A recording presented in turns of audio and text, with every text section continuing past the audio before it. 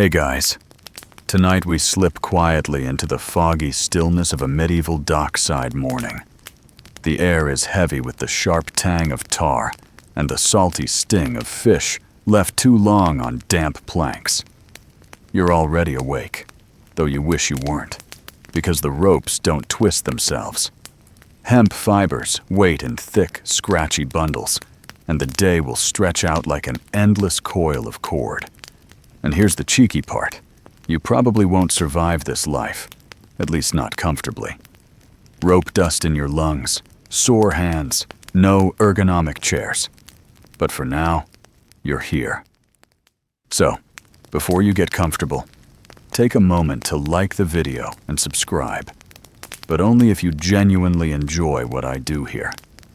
And let me know in the comments where you're listening from and what time it is for you. Now, dim the lights, maybe turn on a fan for that soft background hum, and let's ease into tonight's journey together. The dawn creeps slowly. The horizon glows gray instead of gold, and gulls circle overhead, already squawking as if they've had their morning coffee. You trudge across wet planks, boots sucking slightly in yesterday's puddles. Each step carries a faint scent. Smoke from tar pits, brine-soaked timbers, the faint sweetness of rotting seaweed. This is not luxury living. It's work that scratches itself into your skin and refuses to wash away.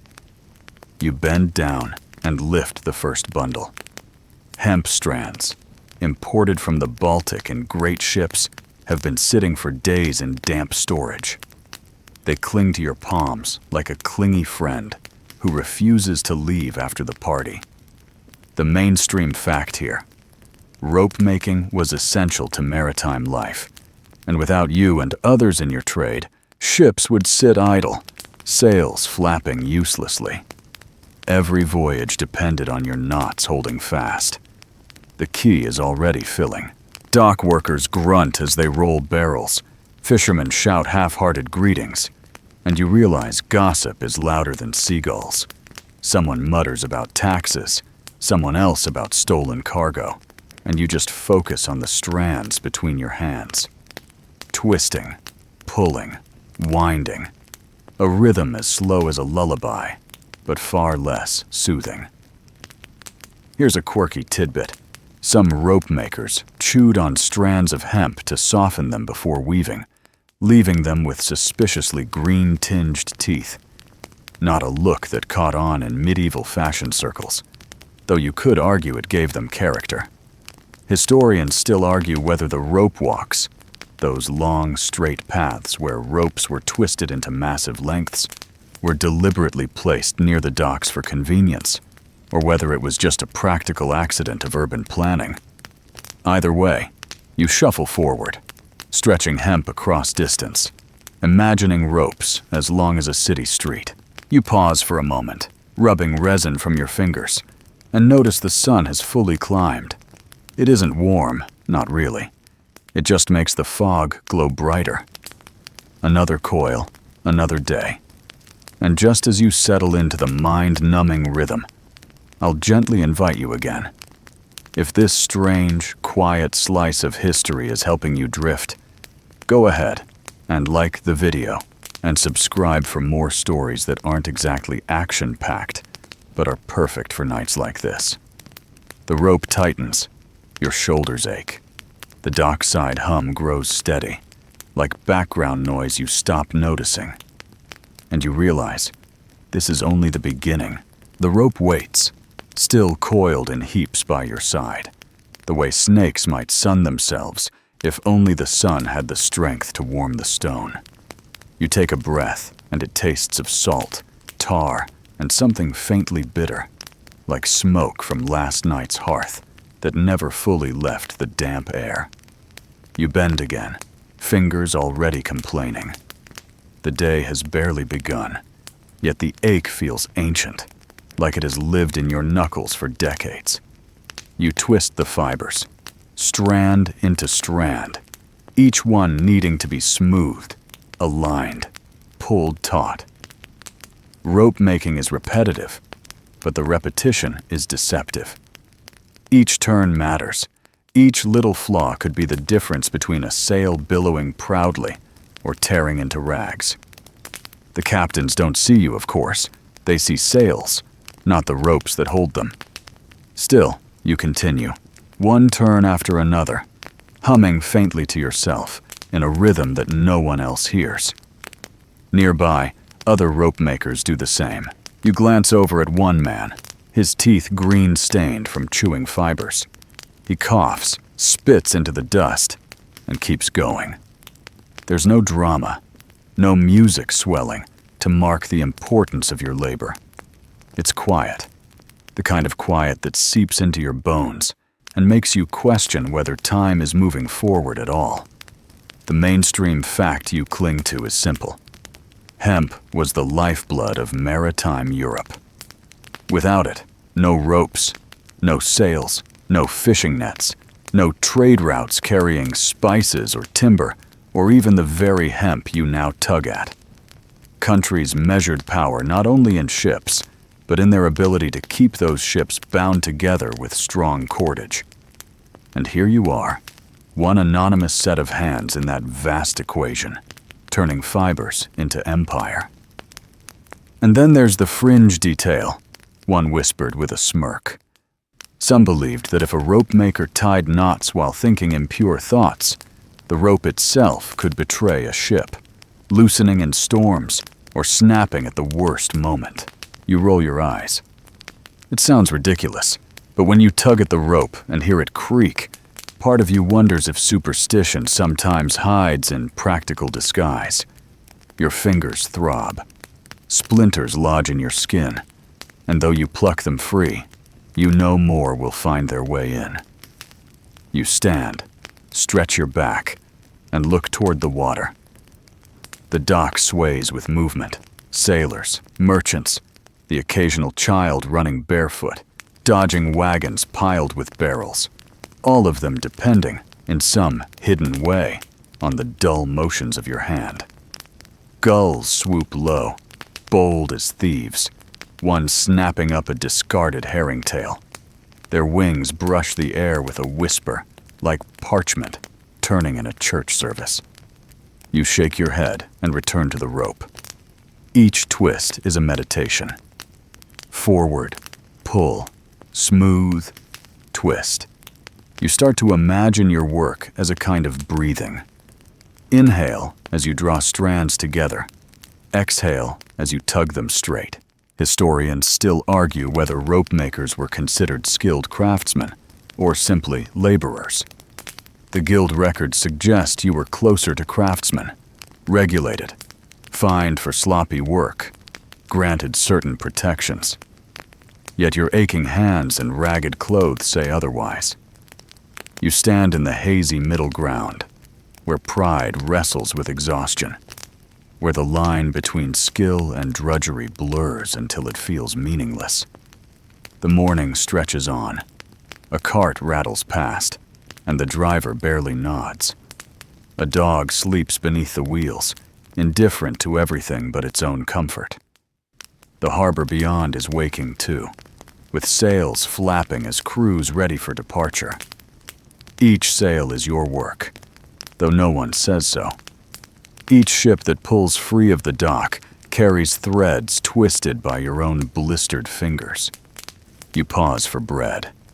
It's rough, dense, flecked with grit from the millstone. You chew slowly, washing it down with a sip of weak ale.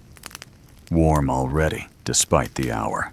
Around you, the other men mutter through full mouths, words half swallowed, half formed. They talk of ships delayed, of taxes raised, of how the rope is thinner this season than last. The words fade into background noise, like the sea's constant lap against pilings. You scratch your wrist, coated with hemp dust, and wonder how many years this rhythm will last. You wonder if your children, if you ever bother with them, would thank you for the trade or curse you for it.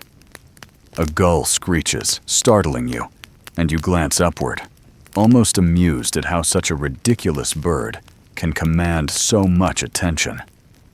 And then, of course, comes the humor of it all. You catch yourself calculating the twists in the rope, counting them in your head as if they matter. 10, 11, 12. Somewhere between numbers, you realize you have forgotten whether you're counting turns or breaths. You shrug and keep going, deciding it hardly matters. The rope will hold, or it won't. Either way, the sea will take its share. The dock creaks beneath shifting weight. Someone drops a barrel, and the hollow thud echoes like a drum. You imagine, briefly, that it's the heartbeat of the harbor, reminding you that even in monotony, there's life pulsing. Not exciting life, don't get the wrong idea, but life nonetheless. You smile faintly, though your lips feel cracked, and go back to twisting, twisting, twisting. You tug the rope taut, test its strength, and think about the hundreds of others you'll finish before the week is done. All of them blending together, all of them anonymous. Yet each one is needed.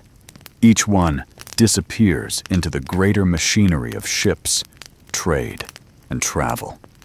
No one will write your name, but the rope might outlast you. And just as you find yourself sinking into the endless rhythm, hands moving on their own, I'll offer a reminder. If you've somehow found comfort in this slow, tar-scented morning, it might be a good time to like the video and subscribe. Not for excitement, but for the steady, sleepy cadence of nights like this. The gulls circle wider now, the tide pulling in, and the sun edges higher, soft but relentless. You roll another coil, shoulders aching, and wonder, not for the first time, how many mornings feel exactly the same. The rope runs through your palms in the same grinding rhythm, and you already sense that today will blur like every other. The dockside hum builds slowly, as though the entire town takes a collective yawn before deciding to begin its day. Somewhere behind you, a barrel lid clatters against stone, startling a pigeon into frantic flight. You watch it flap upward, wings scattering dust, and you envy how easily it escapes the monotony of the quay. Your co-workers continue muttering in the background. The gossip drifts like smoke. Someone swears a shipment was short by 3 sacks. Another insists the tax collector has been skimming off the top. And yet another claims that a sailor came home with foreign coins that no one recognizes. You half listen, half retreat into your own thoughts. The rope does not require cleverness. It only requires endurance, and endurance you have. A small boy scurries by with a basket of bread balanced on his head. He is barefoot, dodging donkeys and puddles with practiced grace. Someone calls after him, asking the price, but he doesn't stop. You realize you're chewing the inside of your cheek as you watch, imagining the taste of fresh bread instead of the stale crust tucked in your pouch. The gulls seem to laugh at your hunger, their cries sharp and jeering. You bend again, twist hemp, smooth the fibers, tug until your hands sting. Each movement is deliberate, almost ceremonial, though there is no grandeur in it. Rope making is more meditation than craft, a way of marking time in loops and knots. The historical fact is clear. Rope walks like yours stretched long and narrow through countless towns, often hundreds of meters straight, so that ropes could be twisted without interruption. Without them, great ships could not have crossed oceans. And yet, here you stand, nameless, pulling at fibers that no one will remember. But here's the odd tidbit. Dockside gossip sometimes included stories of ropes that sang when twisted, humming faintly in the air, as if carrying whispers. Some said it was wind caught between the strands, others that it was spirits bound into the fibers. You shake your head, smile at the absurdity, and tug harder. The rope creaks, but does not sing. Historians still argue whether rope makers were granted much respect. Some guild records suggest you ranked below carpenters, but above mere day laborers, while others hint that towns saw you as just another pair of hands, replaceable and forgettable. You consider this debate while twisting, amused that centuries later, scholars quibble over your standing, when all you really feel is the ache in your back. The sun climbs higher, weak and watery, yet enough to sharpen shadows across the dock. You glance down the quay. Fishermen mend nets, sailors argue over cargo tallies, and a dog noses through scraps of fish guts, tail wagging despite the stench. Everything is ordinary, and because it is ordinary, it feels eternal. You swallow a dry laugh at the thought. Eternity tastes like tar, fish, and hemp dust. A co-worker leans close, muttering about the sheriff's new rules. You nod without listening, caught instead by the movement of water against pilings. The tide rises steadily, leaving barnacles glistening in the sunlight. The rhythm of the sea matches the rhythm of your work. Twist, tug, smooth. Inhale, exhale, repeat. If you could measure time only by this, you'd never know 1 year from another. Your stomach growls, and you reach for the stale bread, chewing mechanically. The crust scrapes your gums, the flavor bland but filling. You remember hearing once that sailors lived for weeks on nothing but biscuits, salted meat, and ale, and you wonder if they ever grew tired of chewing as much as you do. Probably. Then again, perhaps life at sea brought enough novelty to mask it. Life here, at the rope walk, brings no novelty at all. A gull swoops dangerously close, wings beating inches from your head. You duck, curse under your breath, then laugh at yourself. The gull snatches something shiny from the ground and vanishes skyward. You shake your head. If birds were thieves, gulls would be their guild masters. The rope in your hands grows longer, thicker, heavier. You shuffle forward, each step echoing across the planks. Behind you, the coil tightens like a sleeping serpent, silent and inevitable. You rub the resin off your fingertips, though it never quite comes clean. Your hands smell permanently of tar and hemp, and you wonder if you'd even recognize your own skin without it. You pause briefly to wipe sweat from your brow. The air tastes damp, but the sun continues pushing against the haze, breaking the fog into scattered shards of light. A cart squeals by, wheels groaning, and you catch the whiff of apples inside. Sweetness rare enough to make you swallow hard. You almost ask the driver for one, but you know the answer. Apples are for those who count coins, not those who twist hemp. You return to the rope, body moving as though pulled by habit rather than will. Twist, tug, smooth. You think about how absurd it is that this action, repeated thousands of times, will hold together the sails of ships, braving storms. The sailors will never meet you, never thank you.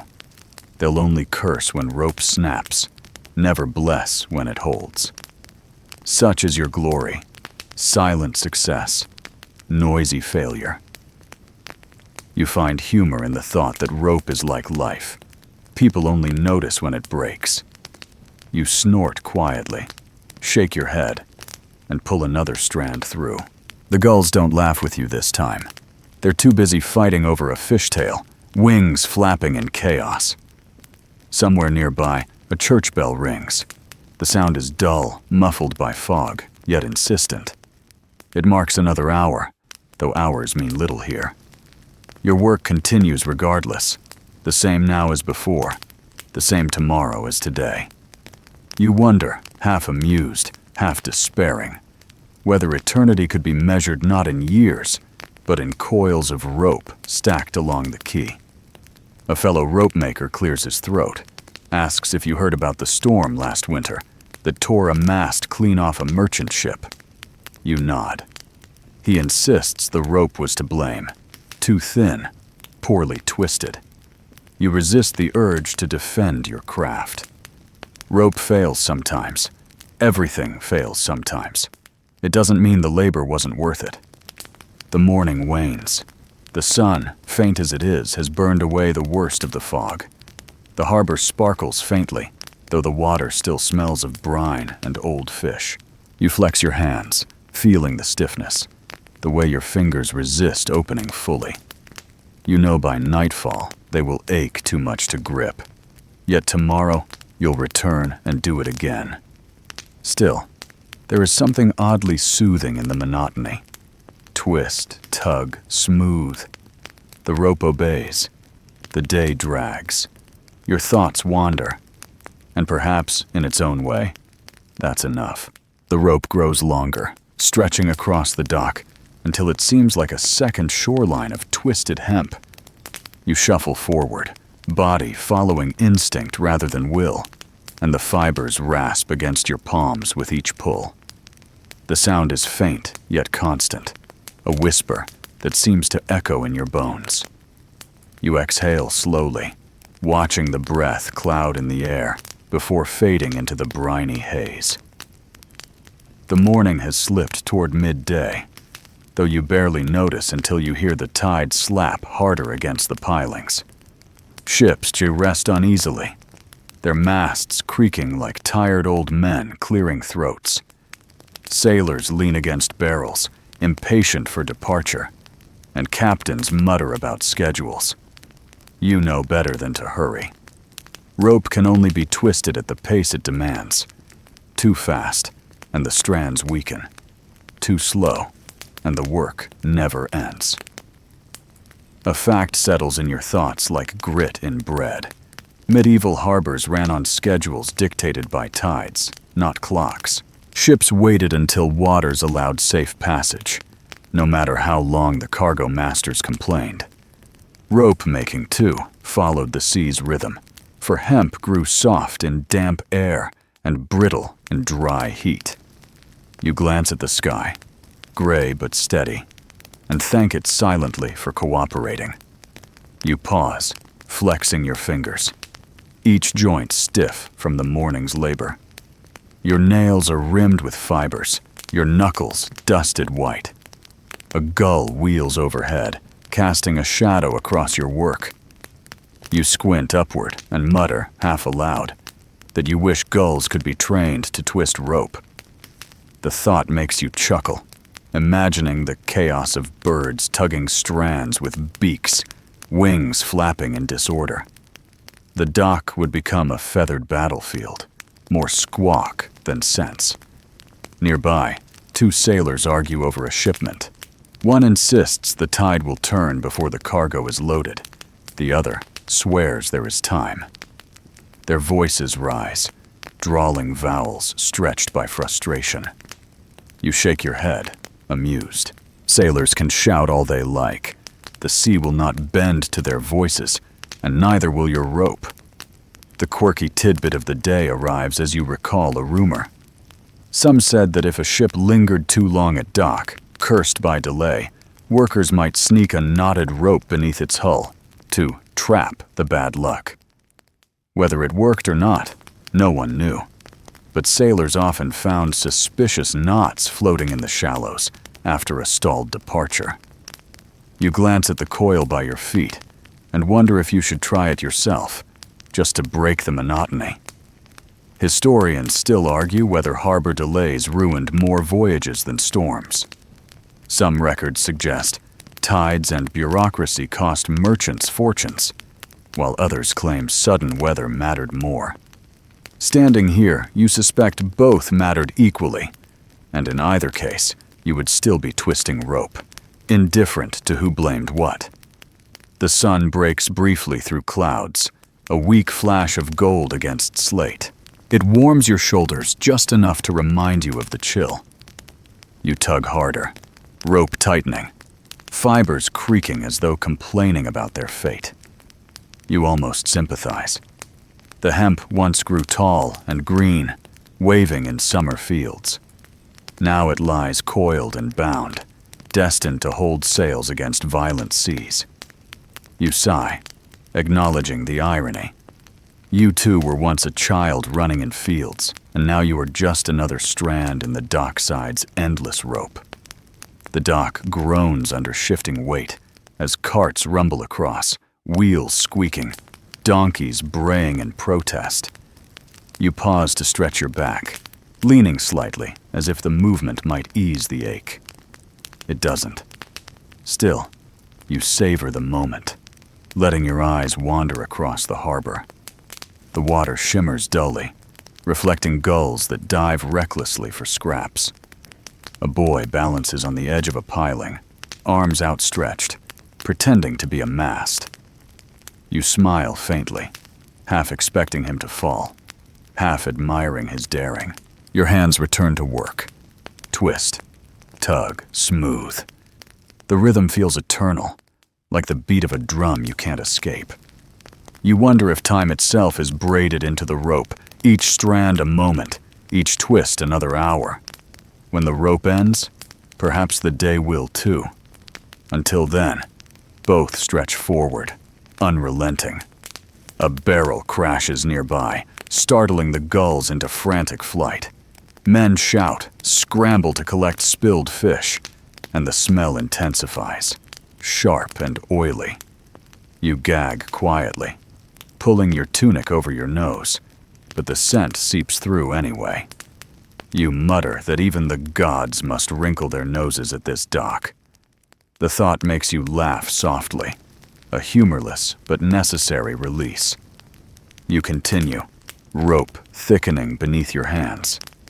The coil beside you has grown so large it leans heavily against the wall, ready to topple if nudged. You nudge it anyway, amused at the slow roll it makes before settling back. A coworker glares at you, mutters about wasted effort, and you shrug. Rope is rope. Whether rolled or stacked, it weights just the same. You reach for another bundle of hemp, fingers finding the rough strands automatically. The work feels endless, yet each piece finished brings a small satisfaction, a silent victory against monotony. You think of sailors waiting to set sail, their impatience mounting, and you smile at the irony. They dream of adventure, but adventure relies on your dull persistence. A church bell tolls again, deep and steady, marking time you no longer track. You close your eyes briefly, letting the sound wash over you. For a moment, it feels like the bell is tolling only for you, a reminder that even monotony belongs to something larger. You open your eyes, tug the rope again, and continue. Your thoughts wander to the tide, pulling steadily outward. You picture ships riding its flow, sails straining, ropes like yours groaning under pressure. You imagine sailors gripping those ropes with confidence, never knowing the hands that twisted them. The anonymity stings, but it also soothes. No one remembers you, but no one blames you either, unless the rope breaks. You hope it doesn't. The day drags on. Voices rise, gulls scream, waves slap, and your hands keep moving. You mutter a joke to yourself, that if eternity exists, it probably looks like a coil of rope that never ends. You laugh softly, though the sound vanishes in the chaos of the quay. You roll another length, shoulders aching, eyes squinting against the brightening sky. The work stretches endlessly, tide after tide, coil after coil. And still you continue, because that is what the dockside demands. Twist, tug, smooth. The tide pulls harder, sails strain against moorings, and the dock creaks as though the world itself is twisting into rope. You sigh, wipe your brow, and begin again. The coil rests at your feet, thick and heavy, a completed body of labor that no one will praise, yet everyone will rely on. You glance at it once, then turn back to the unfinished strands waiting for your hands. There is no pause, no sense of completion.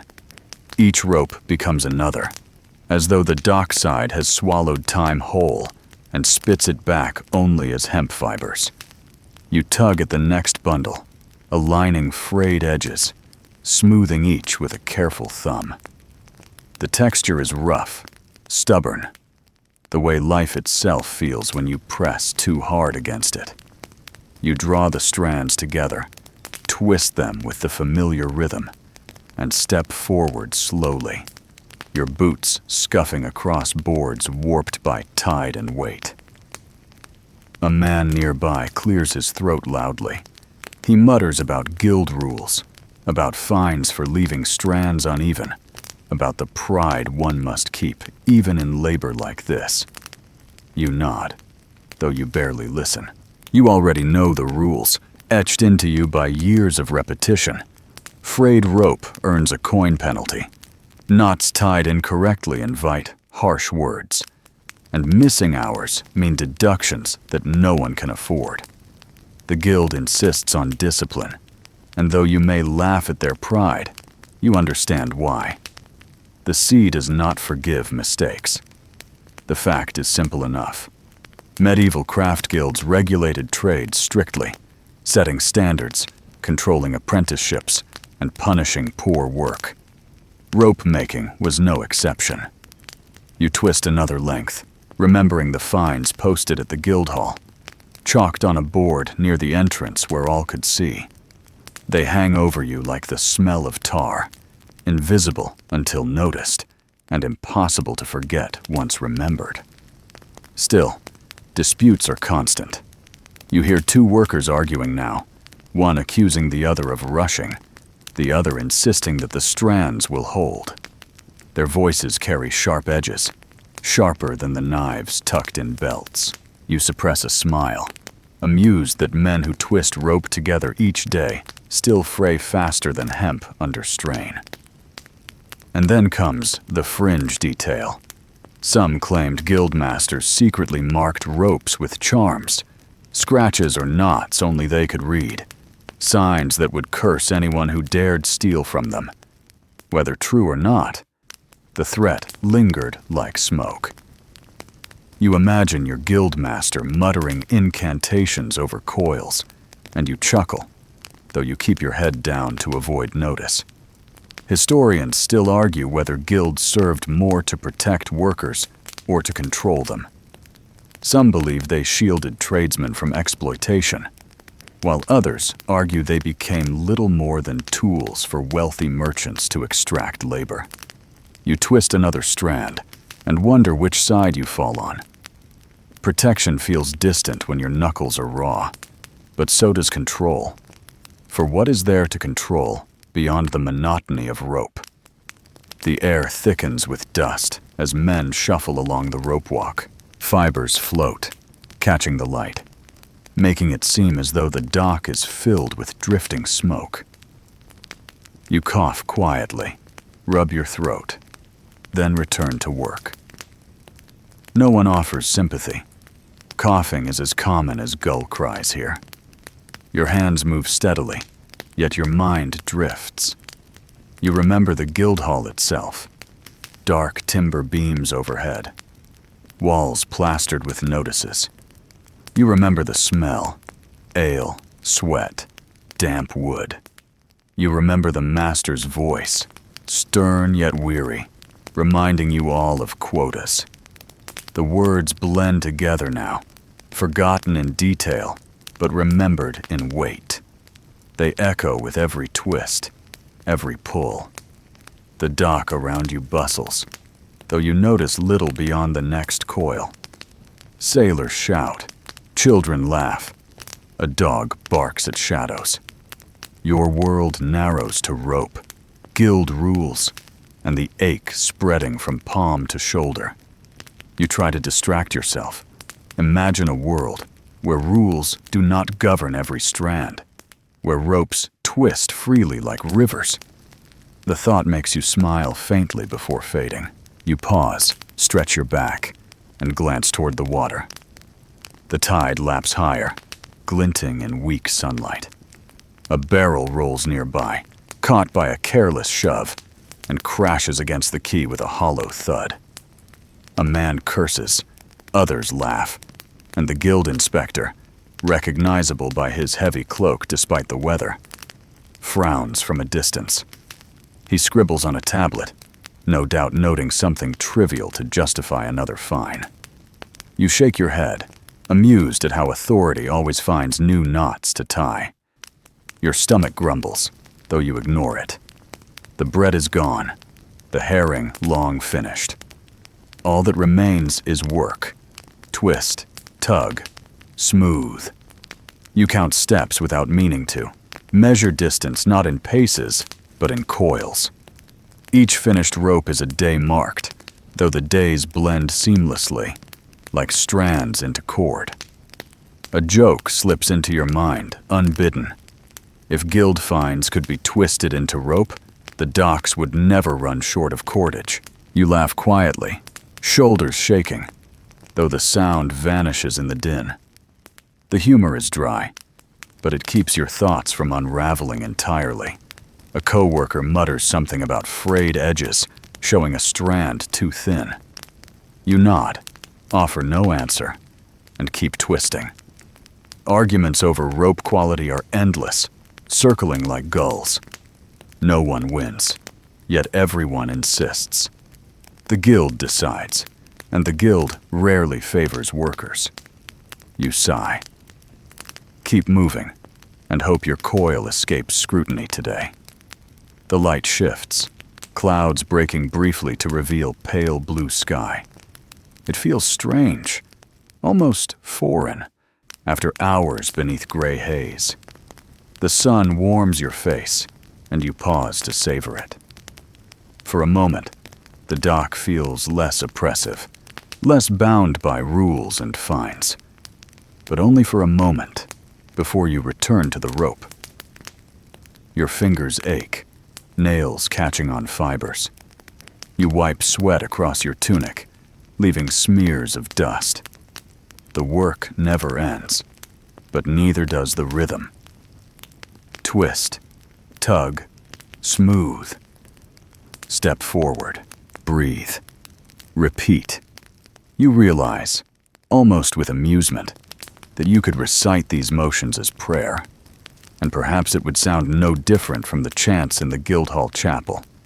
Historians may argue forever about guild purpose, but you know the truth lived daily in your muscles.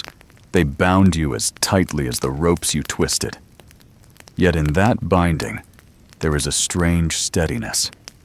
You may complain, mutter about fines, but you also find comfort in the rules. Without them, perhaps everything would fray at once.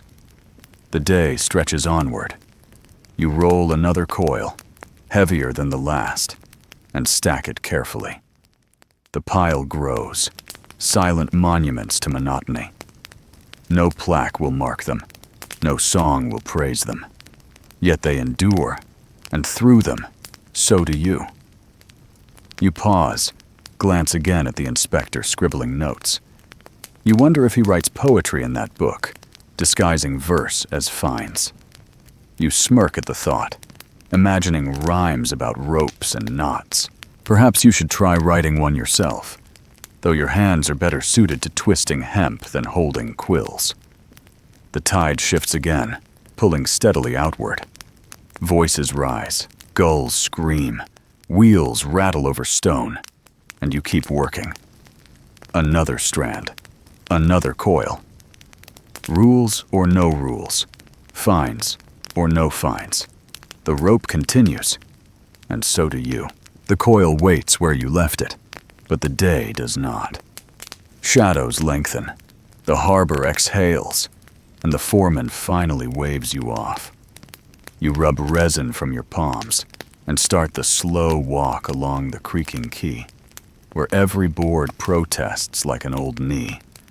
Lanterns bloom one by one, smoky suns with small halos. A brazier pops. dock sounds thin into night shapes.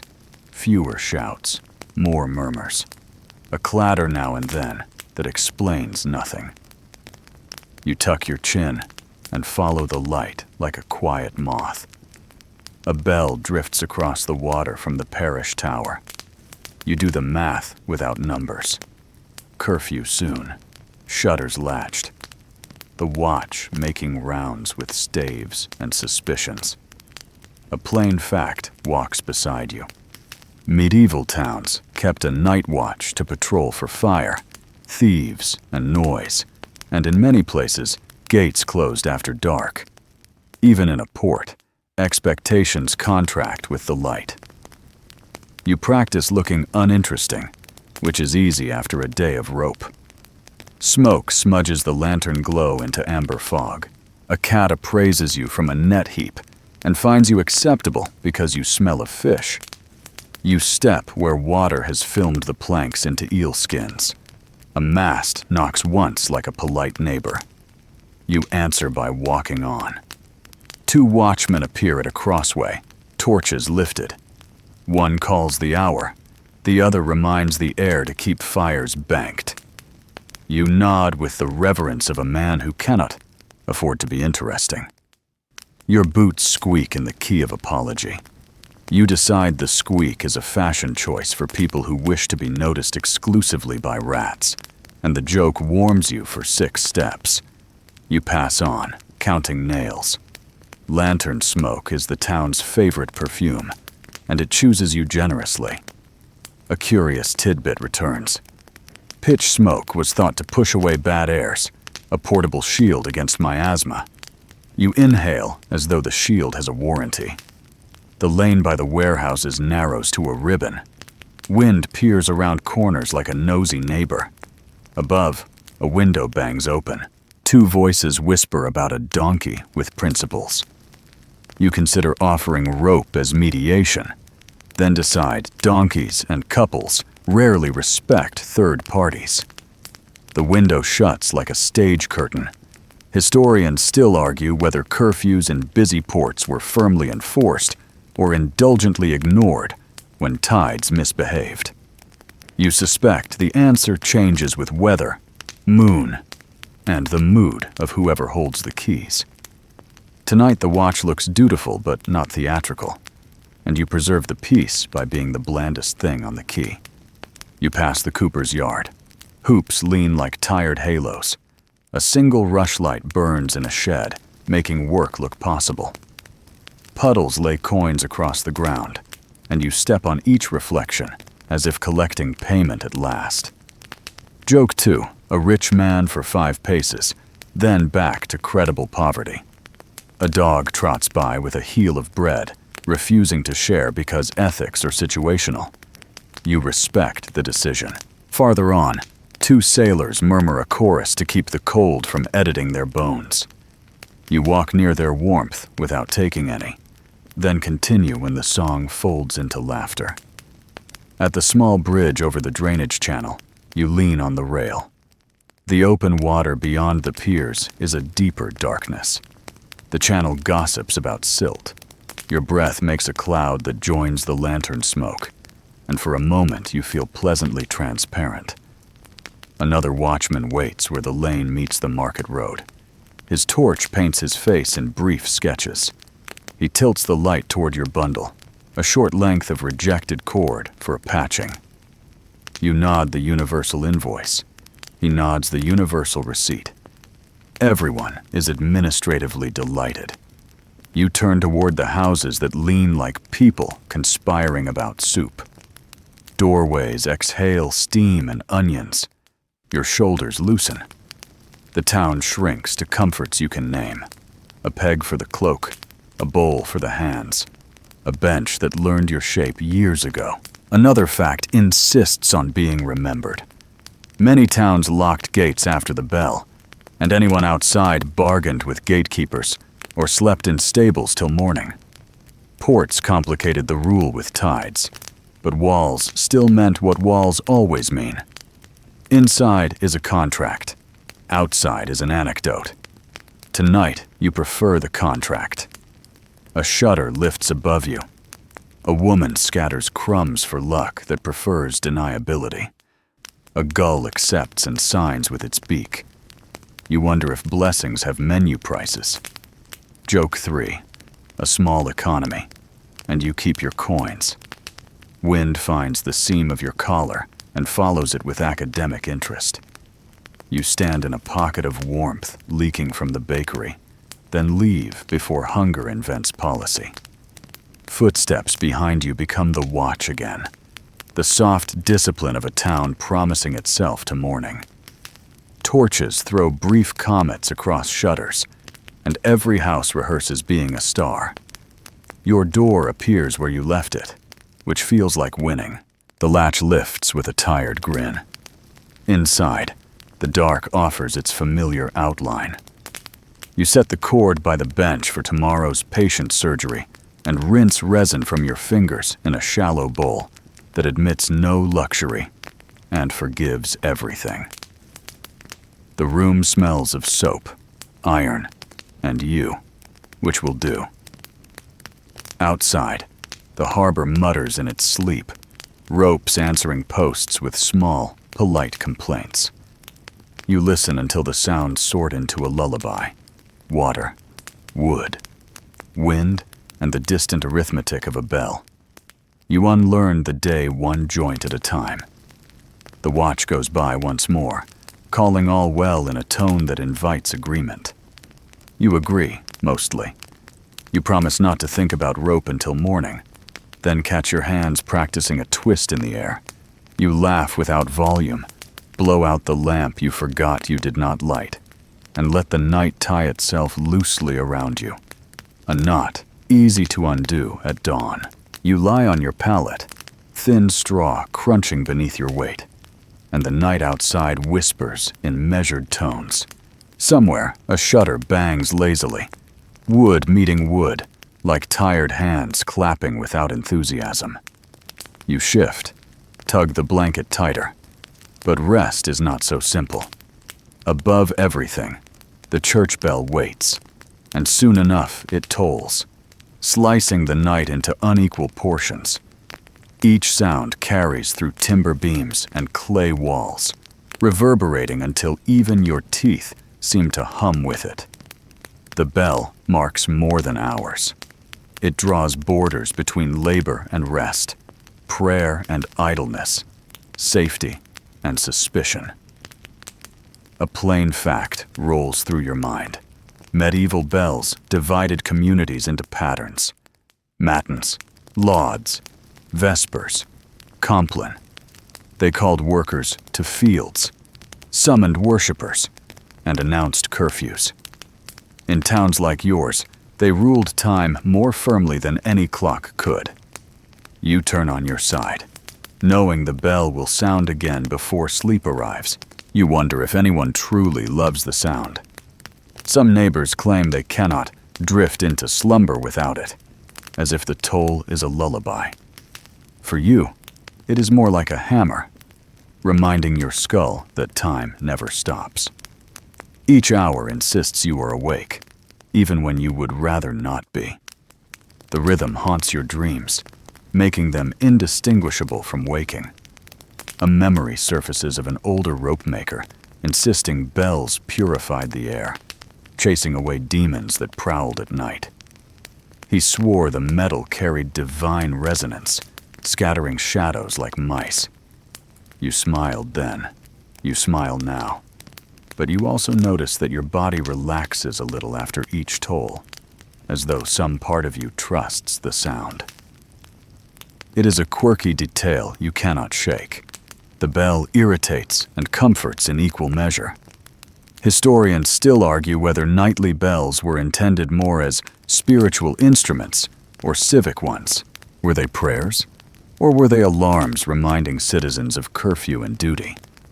You twist beneath your blanket, amused that such a question survives centuries when all you want is a moment's sleep. Yet perhaps both are true, prayer and order tied together like strands in rope. You shift again, listening.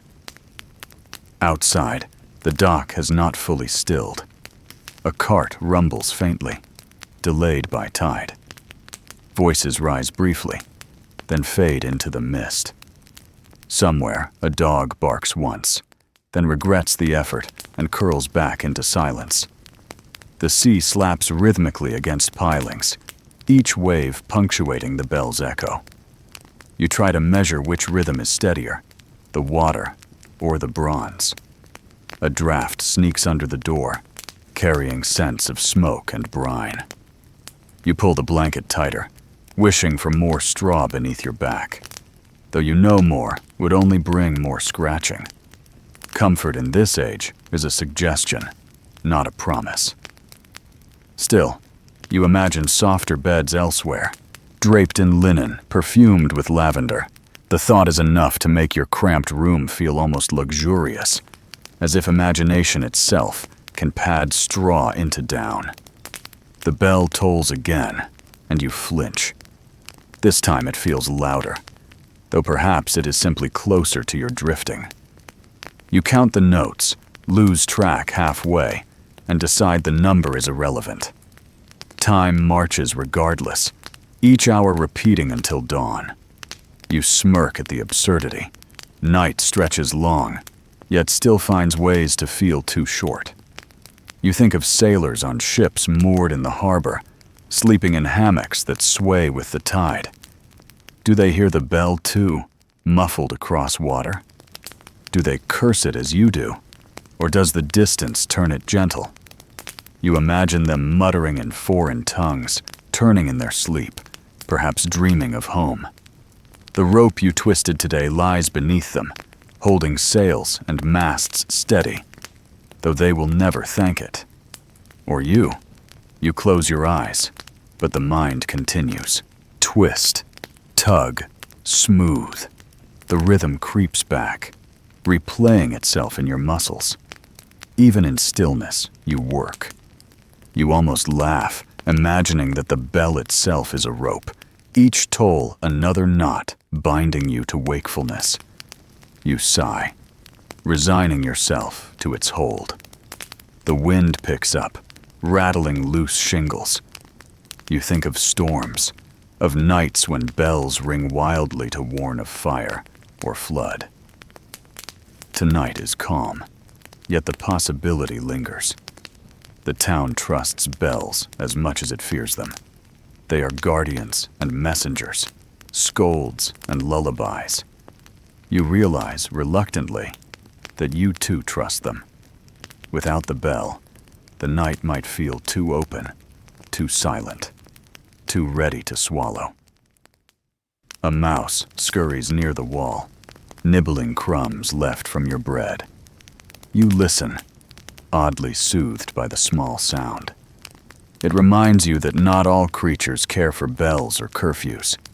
Some live outside rules, guided only by hunger. You envy the mouse for a moment, then remember its fate if the cat prowling the alley catches it. Freedom always has a price. The bell tolls again, deeper this time, or perhaps your ears grow accustomed. You exhale slowly, letting the sound roll through you like a wave. You imagine it smoothing the frayed edges of thought, the way your hands smooth hemp fibers. Perhaps that is the trick. Accept the sound as part of the weave, not an interruption. You smile faintly, content with the analogy. You drift at last, hovering between waking and sleep. In your half-dream, the bell becomes the sea becomes rope, and the rope becomes time itself, looping endlessly until it circles back to you. The dream is neither peaceful nor troubling, simply steady, like your labor. You surrender to it, trusting that dawn will arrive whether you sleep or not. And still, the bell tolls. You step into the market as if wading into a slow river, letting the crowd carry you past barrels, wool bales, and tables that learned to sag years ago. The bell you endured last night has surrendered to hawkers' voices. each one wrapping words around prices like twine.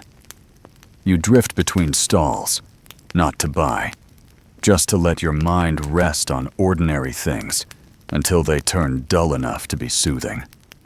The gulls are here too, of course, the same feathered accountants from the quay, auditing crusts with ruthless precision and billing the air in shrieks.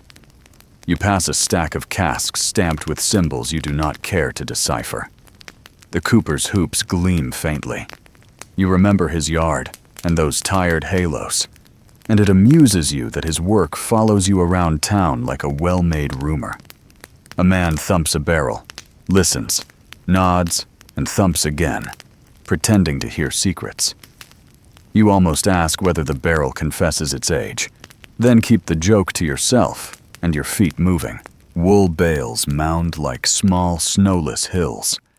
Men prod them with iron hooks, judging softness with the confidence of experts who have touched the same texture every day of their lives. A plain fact twines through your thoughts. In much of medieval Europe, wool paid for walls, churches, and ships. Merchants treated fleece like portable coin. You press your palm to a bale and feel warmth still trapped inside, as if the sheep's afternoon sun survived the shearing. Further on, a money changer sits behind his bench, weights lined like patient birds. He slides silver pennies across a little scale with a concentration usually reserved for prayer. Tongues of every accent flicker around his table, bargaining, complaining, boasting about exchange rates that sound impressive until you do the math and realize everyone still goes home tired. You watch him test a coin by biting it. You decide you prefer your teeth for bread, which is both a culinary opinion and a dental plan. Historians still argue whether the tale of broken benches, Bankus snapped to shame failed changers, really gave us the word bankruptcy, or whether that explanation is a later flourish. People enjoy repeating because it fits so neatly. You choose not to experiment by snapping any furniture, though the urge to break something bland does visit about once a market. The crowd flows, never hurried, never still. A fishmonger wipes his hands on an apron that retired from the concept of clean last year. A woman sells onions, and the air under her awning is a negotiating tactic all by itself. A child with a hoop rattles past your knees like a small local wind. You find rhythm in the shuffling, a tidal pulse to match the harbor's slow breath. You stop at a table where knives lie in a tidy row. Their edges catch the weak sun and throw it back in quiet lines. The smith talks about balance and temper while you pretend to listen, touching the handles, lifting one, setting it down. You are here for the texture, not the edge. You are here because markets promise variety and deliver repetition, which is exactly what you want. A stall of dyed cloth glows with colors that pretend to be brighter than the sky will allow.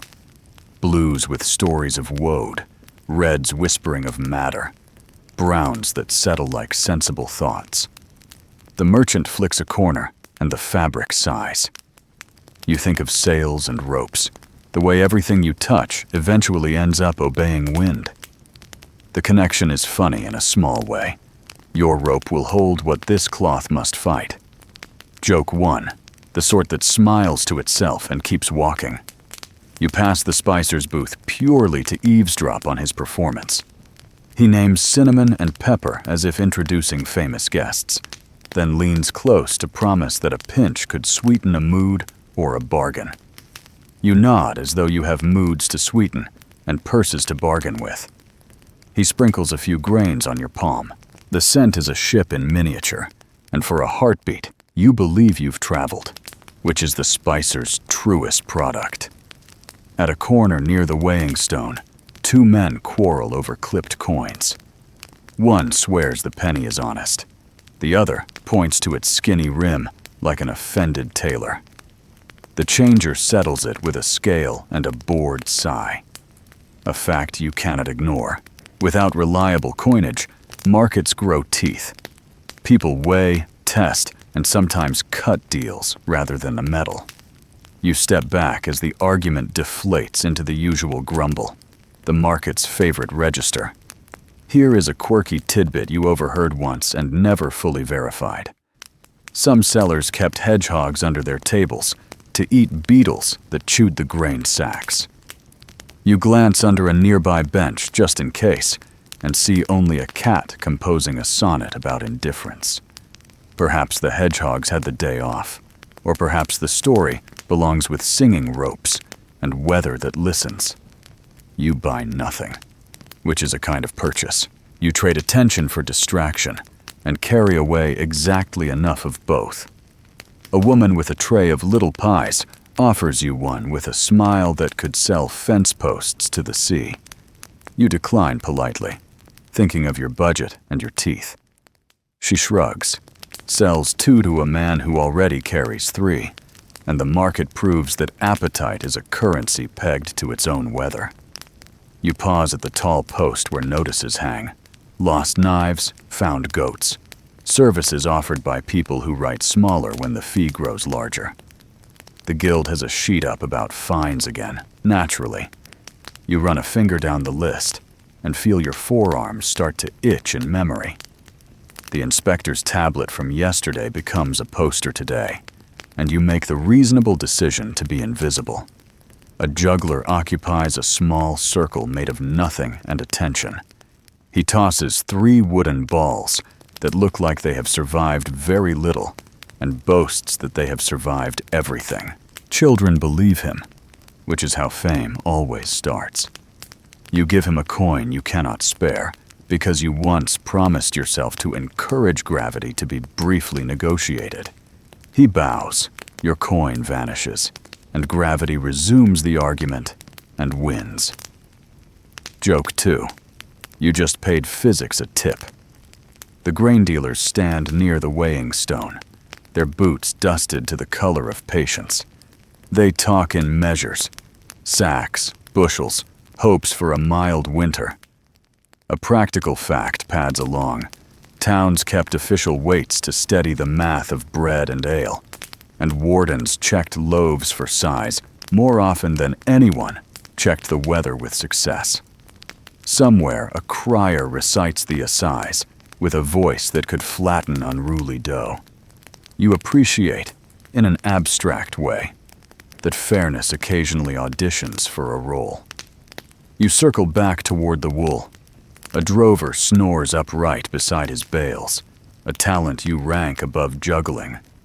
The smell of lanolin says sheep without the trouble of sheep. Buyers continue to prod and nod, the slow choreography of profit. You are neither buyer nor seller, only the quiet witness whose reward is to take every path once and call it a walk. On the edge of the square, a bench holds the tired and the theatrically tired. You join them briefly, counting how many shoes have identical patches. The number is high enough to qualify as a fashion statement. You picture a tailor announcing the one-patch collection and almost laugh aloud. Joke 3, polite and durable. Historians still argue whether markets like this were mainly engines of trade or stages of community, whether people came to buy or to belong. You suspect the answer depends on how heavy their purses felt that week. Today, you come to practice the art of not needing. It is cheaper than religion and only slightly less organized. You stand, shake out your shoulders, and drift once more through the aisle of barrels. The cooper is here now, knocking staves into agreement. He glances up, recognizes your rope-dusted sleeves, and offers a nod from one necessary craft to another. You return it, a small treaty signed without paper. By the time you reach the far side, the light has thinned to late afternoon. Shadows bundle under stalls. The money changer counts in a lower voice that even coins respect. Sellers begin to tuck their goods like children, and buyers perform last-minute panic as ritual. You let the current slide you toward the lane that will carry you back to the harbor. You leave with empty hands and a full inventory of ordinary sights. Wool that remembers fields, coins that remember mouths, barrels that remember rivers, spices that remember everywhere. You breathe out, and the market exhales with you, a long yawn after a long sentence. Nothing astonishing happened, which is exactly the point. You will tie today to tomorrow with the same thin string. A glance at prices you do not pay, a walk past work you do not do, and a quiet return to the rope that needs only your hands. The sky darkens earlier now, the season's slow turn reminding you that days shrink even as the work refuses to. You walk along the quay with your bundle, listening to the boards moan beneath your boots. The wind carries the bite of memory, the sharpness of storms you have already survived. You tug your cloak tighter, though it does little against the chill that seeps in from the sea. A plain fact steadies itself in your thoughts. Coastal towns lived and died by weather. One storm could scatter ships, drown cargo, erase fortunes in the time it takes to strike a match. Ropemakers remembered winters, when ropes stiffened to iron, when masts groaned under ice, when sailors cursed knots that refused to move. You too remember, because scars are lessons that never bother with politeness. Your memory drags you to last year, when the river froze solid enough to hold carts. The rope walk turned brittle then, hemp fibers snapping like dry twigs. You worked with gloves stiff as planks, hands aching, breath visible in the air. Every strand broke at the smallest pull, mocking your patience. You laugh softly at the recollection, a laugh without humor, just survival. A quirky tidbit rises uninvited.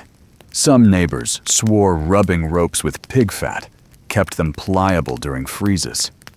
You tried once, the smell following you for days, pigs haunting your sleeves. The sailors complained, insisting their sails stank of barnyard. You swore never again, though part of you wonders if the ropes truly held better. Curiosity always lingers, even when your nose refuses. Historians still argue whether medieval ports stockpiled enough supplies to withstand harsh winters, or simply gambled each season anew. Some records list warehouses bursting with salted fish and grain. Others hint at hungry months when even rats became rarities. You lean against a piling, staring at the darkening water, and decide that scholars can argue forever. You know the truth rests in your stomach's memory, in winters when bread shrank and broth grew thinner. The harbor tonight smells of tar and smoke, sharper than usual. Men light torches early, flames shivering in the wind. You hear the clatter of shutters closing along the waterfront, each slam another reminder of storms that may or may not arrive. The gulls circle low, restless, sensing changes you cannot yet see. You watch their wings slice the air and wonder if they know something the town refuses to admit. You keep walking, recalling another storm years ago. That night, waves slammed against the seawall, hurling spray higher than rooftops. Ships tore loose despite ropes as thick as your arm. You spent hours helping secure lines, shoulders screaming, fingers bleeding. By dawn, half the vessels leaned like drunkards, and 2 had vanished entirely. The town mourned their crews, though quietly, because loss is never news here, only repetition. A cart rattles past you now, its driver wrapped in layers, breath fogging. He mutters about rain coming, curses under his tongue. You nod in agreement, though you say nothing. The air carries that damp heaviness, the scent of water waiting above. You adjust your bundle, coil pressing against your hip, and step carefully over slick stones. You recall a joke you once muttered during a storm. That rope is like gossip. It stretches, strains, and sometimes snaps at the worst moment. The men around you groaned, but you saw their lips twitch despite the cold. Humor is rope too, binding spirits until weather passes. You smile at the memory, thankful for even weak laughter. The wind pushes harder. You glance at the horizon, where clouds gather in a wall, thick and dark. Torches sputter, smoke bending low. A boy runs by, chasing nothing. His laughter cut short when his mother yells from a doorway. You feel the shift, the harbor bracing, the way people tighten themselves like knots before a blow. You step into a tavern briefly, not for ale, but for warmth. The air inside is thick with smoke, roasted onions, and sweat. Men crowd around tables, voices louder than sense. One sings about a ship that never sank. Another swears the sea itself owes him money. You stand near the fire long enough to thaw your fingers, then step back out, preferring the honest cold. The rain begins in hesitant drops, splattering against your shoulders. You pull the cloak tighter, hood shadowing your eyes. The gulls vanish, retreating to roofs and ledges. You admire their sense. They know when to leave. You stay, of course. You always stay.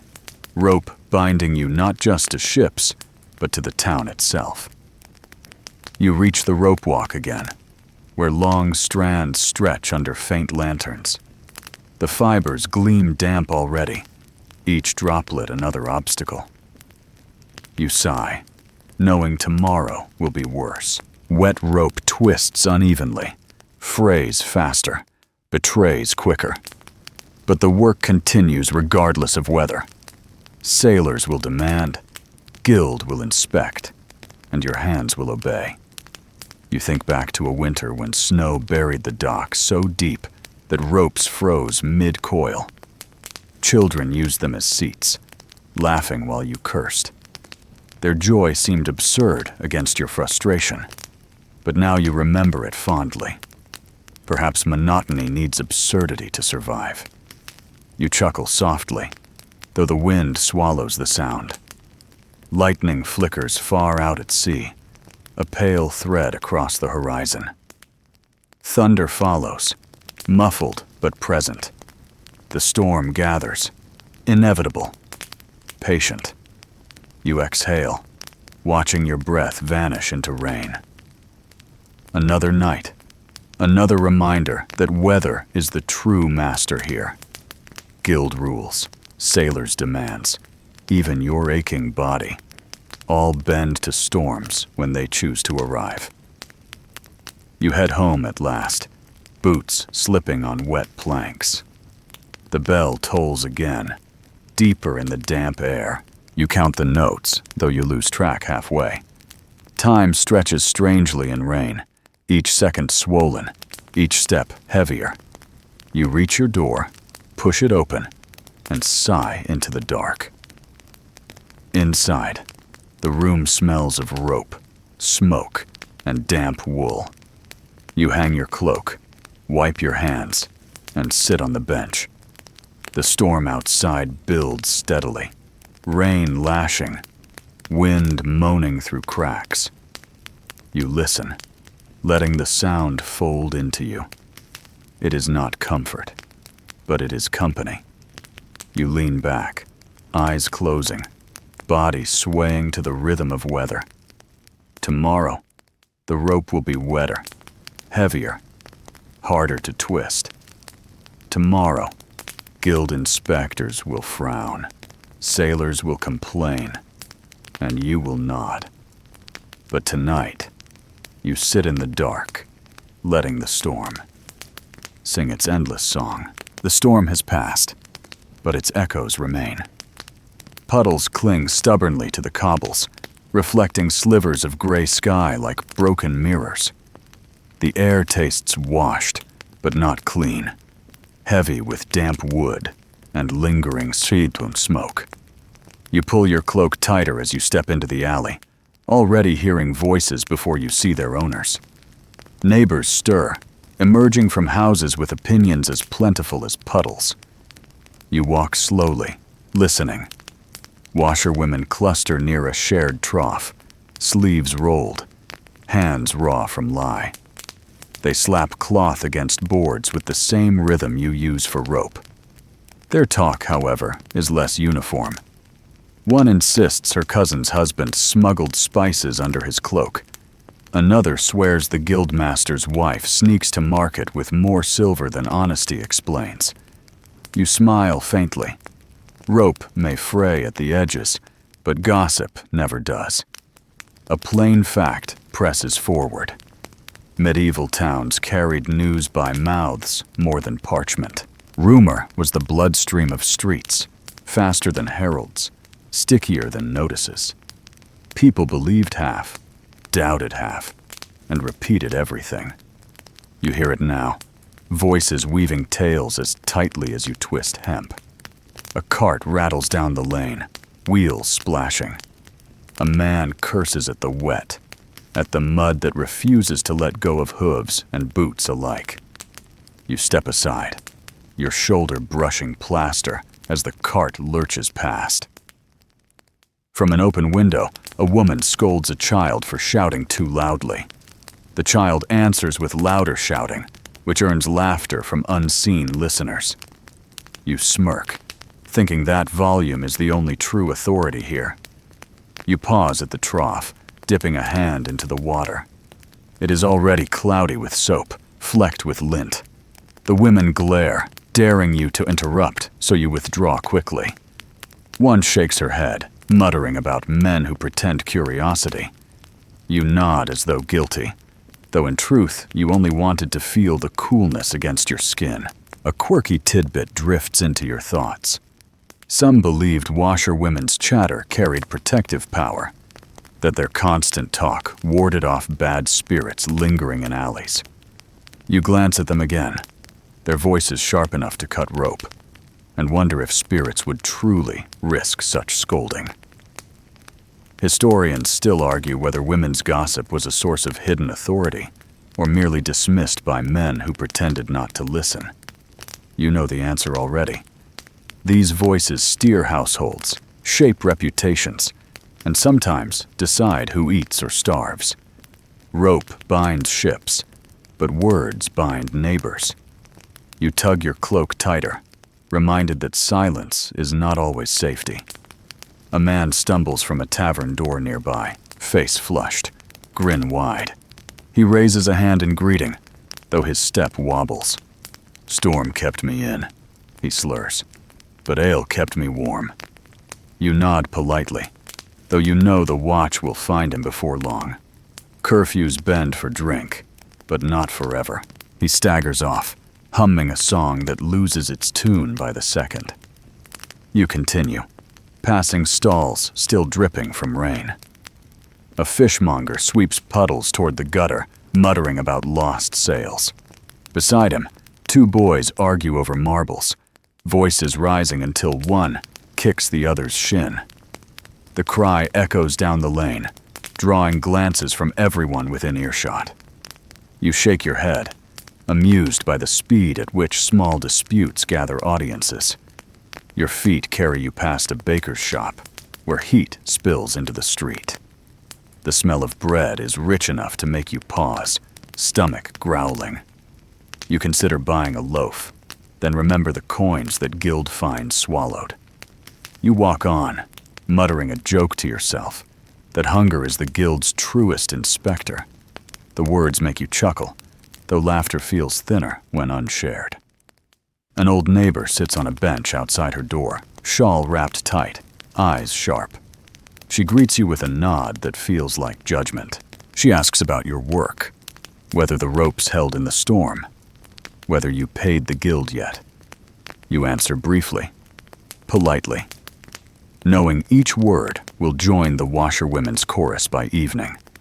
Her gaze lingers until you pass, as if measuring the truth behind your tone. Children dart through the lane, chasing a hoop that rolls crookedly. Their laughter cuts clean through the damp air. One nearly collides with you, but veers away at the last moment, leaving only the echo of joy behind. You watch them vanish, envying their ability to treat puddles as adventure rather than nuisance. The alley opens into a small square where men argue over space for carts. One insists his family has rights to the corner. Another claims guild permission. Their voices clash louder than the bells. You lean against a post, listening. Neither will yield, because neither can. The crowd gathers, murmuring, judging, waiting for a watchman to settle what pride refuses. You slip away before the quarrel concludes, knowing the outcome will matter less than the noise it created. The road narrows again. Houses leaning toward each other as if conspiring. Above, laundry hangs limp, dripping storm water onto your hood. You tug it lower, half laughing, half cursing. Even clean clothes find a way to dampen spirits here. You remember another tidbit. Neighbors sometimes measured respect by how close one's laundry line reached to another's. Proximity meant trust. Distance meant suspicion. You glance upward, noticing the gaps, the overlaps, the silent codes stitched between beams. Rope carries weight even here, stretched into signals invisible to strangers. Historians still argue whether crowded medieval housing bred more cooperation or conflict. You suspect both. Today you hear laughter and scolding, bargaining and accusations, all echoing from walls so close they could whisper without leaving home. It is noisy, cramped, irritating, and alive. You return to your own door at last, lifting the latch with relief. Inside, the room is quiet, dim, smelling faintly of damp rope. You set down your pouch, stretch your back, and let the silence fold around you. Outside, the neighbors continue their chorus. Inside, you finally claim a sliver of peace. But even as you sit, you know tomorrow will bring more voices, more disputes, more stories braided into alleys. Just as rope binds ships, gossip binds streets. Neither can be escaped, only endured. And occasionally, quietly enjoyed. The square stirs with color, though the season has dulled the edges. Flags droop half-heartedly from poles, their cloth too damp to flutter. Vendors push carts into position, muttering about mud and space. The fair, if you could call it that, has begun, though no one appears particularly festive. You walk slowly, watching the market dress itself in borrowed joy. A fact offers itself plainly. Medieval towns clung to festivals as punctuation, marking seasons, saints, and civic pride. They were meant as relief from monotony, a pause from toil. Yet here, on this damp square, the pause feels less like celebration and more like obligation. You notice the faces, tired, expectant, hopeful for distraction that rarely arrives. A boy juggles apples near the fountain, dropping one with every third toss. He laughs loudly, as if laughter itself repairs bruised fruit. A handful of children clap, eager to be entertained, eager to believe that fun is contagious. You smile faintly, though you know apples bruise more quickly than spirits heal. The music begins with a single drum beat, hollow, hesitant. Then a pipe joins, shrill as a gull's cry. Together they form a tune that wanders without conviction. Dancers step forward, skirts swishing, boots stamping in mud. Their smiles look practiced, their rhythm steady, but their eyes wander as though already counting the minutes until it ends. You pause near a table where a woman sells honey cakes. Their sweetness perfumes the air, masking damp wool and wet earth. You consider buying one, but the coins in your pouch remind you of rope fines and bread already owed.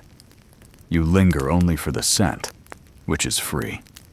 The woman notices, offers a half-smile that carries both kindness and resignation. A quirky tidbit returns. Some towns crowned a lord of misrule during festivals, letting him preside with comic authority, turning order upside down. For one day, fools became kings, and kings became fools. You glance at the square, the half-hearted dancing, and wonder if anyone here has the strength for such inversion. The mud itself feels like the only ruler, dragging at every step. Historians still argue whether medieval festivals were truly joyous or quietly resented. Records describe parades, feasts, games, but also fines for those who skipped and murmurs about wasted coin. You suspect both are true. Celebration exists, but it rarely escapes the weight of labor that frames it. Even joy must work here. You edge closer to the fountain. Its water, clouded by rain, ripples with tossed pennies. Children lean over, daring each other to reach. One slips, splashes his sleeve, then laughs wildly at his own misfortune. His friends laugh too, louder than the music. You find yourself smiling at their noise, the only sound here that rings pure. A puppet show begins near the church wall. Painted figures jerk on strings, voices exaggerated, stories familiar. The crowd gathers quickly. Parents grateful for a distraction that costs only attention. You listen as the puppeteer mocks officials, the guild, even the weather, each joke landing with careful exaggeration. The adults chuckle, not too loudly, not too softly, aware of who might overhear. Satire survives only by walking narrow ropes, as you know too well. Your boots sink deeper into mud as you step away. A brewer offers mugs of ale from a barrel perched precariously on a cart. Men drink, laugh too forcefully, clap each other's backs until the sound becomes as steady as the drum. Their cheer feels louder than sincere, yet in this place, loudness is half the victory. You decline a mug, though the thought tempts you. A jester stumbles into view, bells jingling. His cap sags, his painted smile smudged by drizzle. He performs a cartwheel that nearly collapses halfway, then bows deeply, pretending it was deliberate. The crowd chuckles politely. You admire his persistence, the way he wrestles laughter from mud. Joke one arrives quietly in your mind.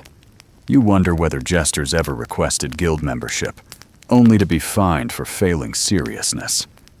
The thought makes you snort softly. The fair stretches on. Stalls line the edges with cloth, tools, trinkets, most of it no different from market days. Yet the sellers cry louder, insisting novelty where none exists. You touch a carved spoon, nod at a clay jug, then walk on. Everything here looks like yesterday, painted slightly brighter. A group of youths attempts a race across the square, slipping constantly, collapsing into laughter. Mud streaks their tunics, their joy unbothered. The crowd applauds, half mocking, half admiring. You clap once, letting the sound vanish quickly. Their energy feels foreign, though pleasant to witness. Near the church, a priest blesses loaves laid on a table. Steam rises faintly, though the bread will not last long. The blessing is short, the distribution quick. Families gather, eager hands reaching. You watch quietly, reminded that charity is often brief, but still welcome. A memory flickers of another festival, years ago, when a fire eater performed near this same fountain. Flames leapt into the night, astonishing, terrifying.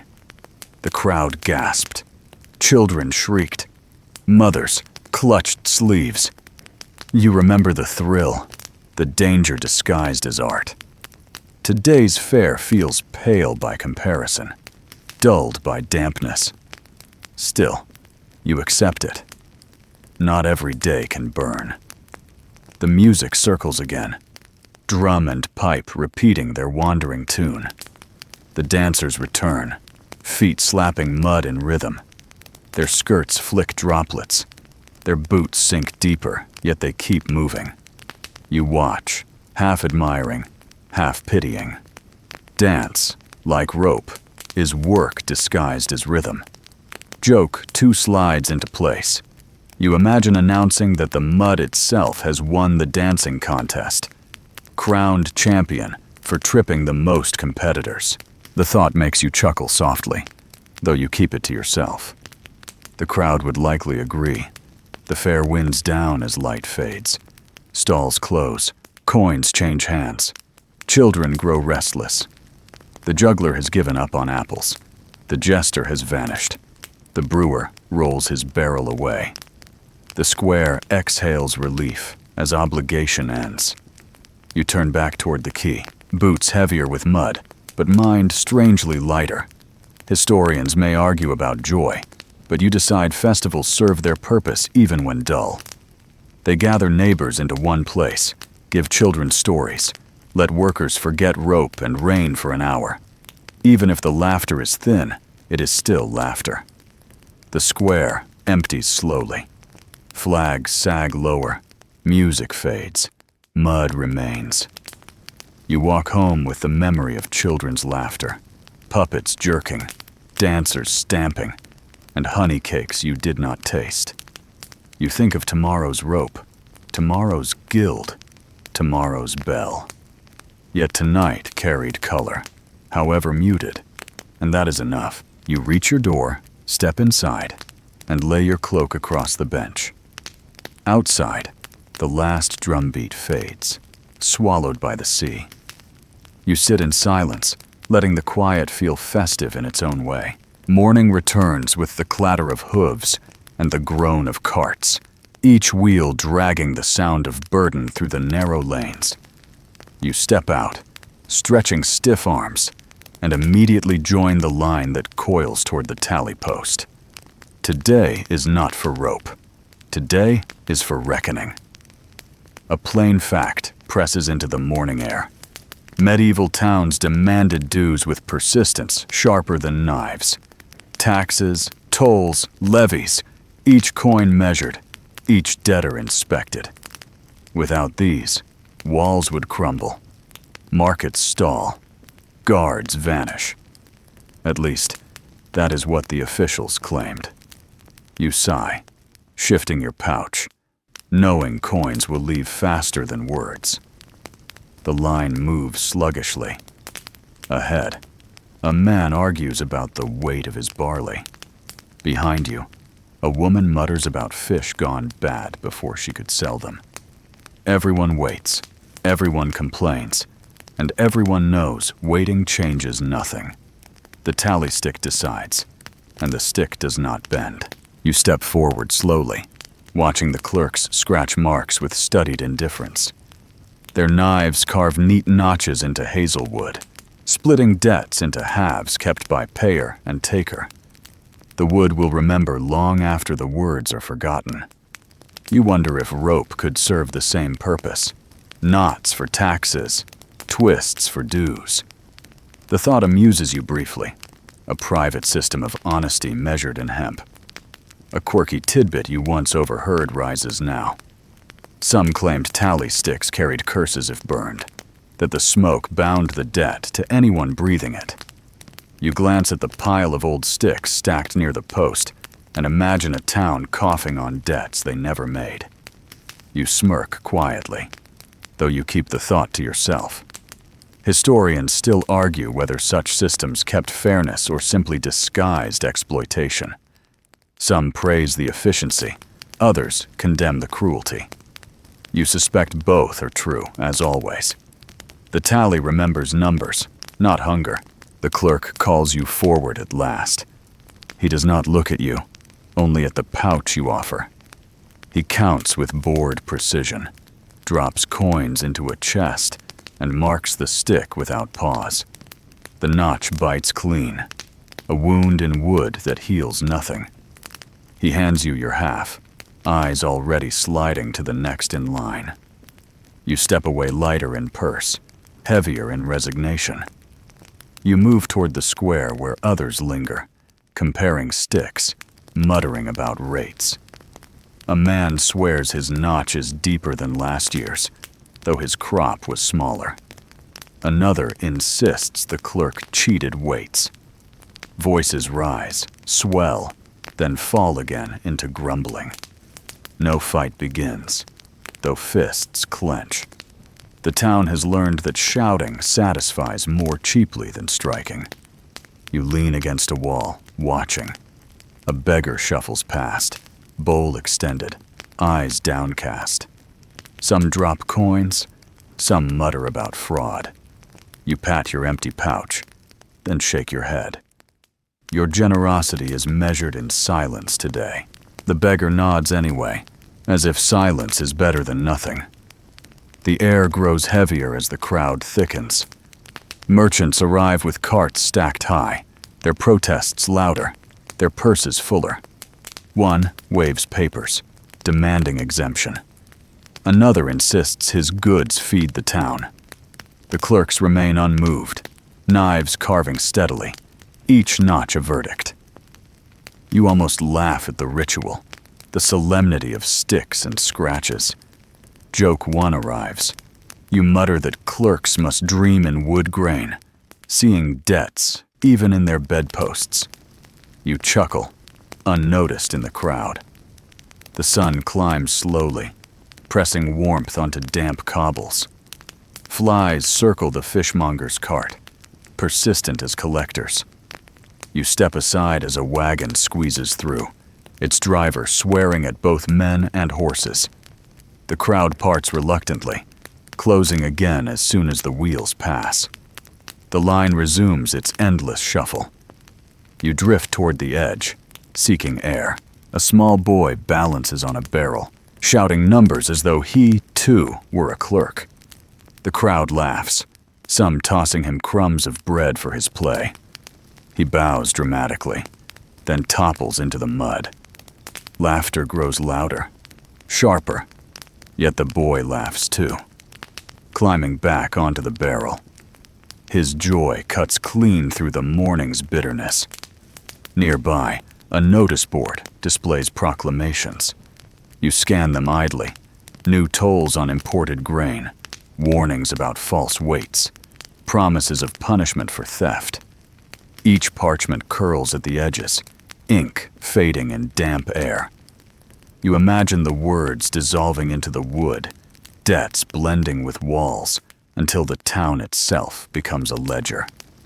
Historians still argue whether townspeople felt pride or resentment in these public rituals of taxation. Some chronicles describe order and respect. Others describe riots. You stand here, neither proud nor riotous, simply resigned. The rope waits, the gulls circle, and taxes remain. The clerk's hammer strikes wood, sealing another account. The sound echoes across the square like a drumbeat of obedience. You close your eyes briefly, letting it wash over you. It feels as steady as rope twisting, as inevitable as tide rising. You recall another storm, not of weather, but of coin. Years ago, men rioted here, smashing the tally chest, scattering sticks. They swore debts vanished with the wood. The guards disagreed. By dawn, punishments restored order, and the tally resumed as though nothing had happened. You chuckle softly, knowing memory carries more scars than wood ever could. Joke two drifts into your mind. You picture clerks carving notches into bread loaves, charging taxes bite by bite. The thought makes you laugh quietly, though hunger dulls the humor. You shake your head, muttering that imagination is cheaper than bread. The line thins by afternoon. Merchants depart, carts rolling, voices trailing. The square empties slowly, leaving scraps of paper, trampled mud, and the faint echo of complaints. You remain a moment longer, staring at your stick. Its notch is shallow, yet it feels deep enough to last forever. You tuck it into your pouch, unsure whether to keep it as record or burn it as curse. The bell tolls faintly in the distance, calling the hour. The crowd has scattered. Voices now gossip in alleys. Disputes simmer behind doors. You turn back toward the key, step slow, body heavier with each coil of rope waiting. Taxes end, but work does not. On the way, you pass neighbors comparing sticks, voices sharp with suspicion. One insists her debt is larger than her neighbor's, though her stall sells less. Another swears the clerk favors guilds over farmers. The argument builds, then fades as quickly as it rose, dissolving into mutters. You smile faintly, amused at how grievances knot themselves tighter than rope. You reach the key at last, the sea glimmering faintly. Ships rock gently, their ropes groaning against posts. You touch one coil, feeling its weight, its steadiness. Rope does not cheat, does not carve notches. Rope holds or fails, nothing more. You find comfort in that honesty, however brutal. The day wanes. You sit briefly on a piling, watching gulls swoop and dive. The wind carries salt, the air thick with promise of more labor. You sigh, then rise, ready to return to twisting, to smoothing, to the rhythm that forgets taxes, even if only for a while.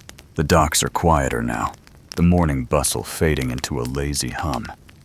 You step carefully between puddles left from last night's rain, eyes catching on the movement of creatures that treat the quay as their kingdom. Dogs doze in the sun, tails twitching at flies. Cats stalk the edges, pausing to glare at gulls that glare back with equal disdain. You tighten your cloak, though the air is warmer than usual, and prepare yourself for the day's other neighbors, the four-legged and feathered sort that refuse to pay tolls yet claim the whole harbor. A plain fact tugs at your thoughts. Animals lived as freely in medieval towns as people, wandering markets, docks, and streets with little restriction. Dogs guarded carts, cats patrolled grain stores, pigs rooted openly, and horses clattered through alleys narrower than their patience. You witness it now. A goat chews at a frayed rope dangling from a beam, ignoring the man waving his arms in frustration. You chuckle softly, shaking your head at how livestock always chooses rope over grass. Two mongrel dogs wrestle near a pile of nets, their growls fierce, their tails betraying joy. Fishermen curse, trying to shoo them before the nets tear further. One dog bolts with a scrap of fish skin dangling triumphantly. The other gives chase, and both vanish between barrels. You laugh quietly, grateful for the brief chaos that interrupts monotony. A quirky tidbit surfaces from memory. Some sailors swore that cats kept aboard ships not only killed rats, but also predicted storms, arching their backs or hiding in corners before the first dark cloud. You glance at a dockside cat now, its whiskers twitching as it pounces on a mouse. The men nearby mutter approval, tossing at a fish head. Whether storm or calm, the cat has earned its keep. Historians still argue whether towns treated stray animals as nuisances or necessary allies. Records describe ordinances against pigs in streets, yet also praise them for consuming refuse. You watch as a sow nudges through a discarded basket, piglets squealing at her heels. Neighbors shout, some annoyed, others amused. The contradiction plays out in real time, complaint and acceptance woven together like strands of rope. You step over a sleeping dog sprawled across the path, its ribs rising and falling with steady rhythm. No one bothers it, not even the cart driver forced to swerve around. The dog lifts its head briefly, eyes glazed with boredom, then settles again. You envy its indifference, the ability to nap while taxes and guild rules scratch at everyone else. A boy chases a chicken across the quay, arms flailing. The bird darts between ropes, wings flapping, squawking louder than bells. Men pause their work to laugh, calling out mock advice. The boy finally stumbles, landing face first in mud, while the chicken perches smugly atop a post. You grin at the scene, murmuring joke one to yourself. Perhaps the chicken should collect dues from the boy for disturbing its morning. Further along, a donkey stands stubbornly in the center of the lane, ears flicking, but hooves planted. Its master pulls, pushes, pleads, but the beast remains a statue of resistance. People detour, muttering, some offering sarcastic suggestions. You linger a moment, enjoying the display of immovable willpower. The donkey eventually brays loudly, startling its owner, and you laugh, thinking it has won the debate without speaking. A flock of pigeons erupt suddenly, startled by nothing in particular.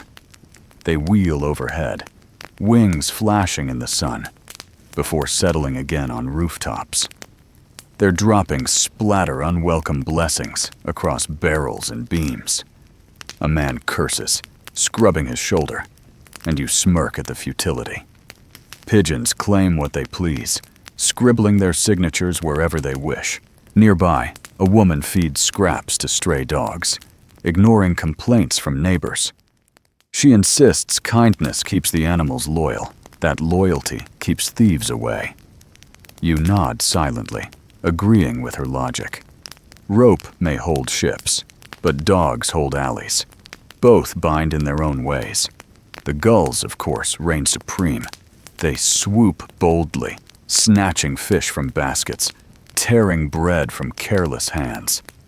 One lands near your feet, staring with unblinking arrogance. You wave it away, but it lingers, as though daring you to share your non-existent meal. You mutter joke too under your breath. Perhaps gulls are guild inspectors in disguise, fining everyone one crumb at a time. The thought amuses you more than it should. A horse clatters past, hooves striking sparks from stone.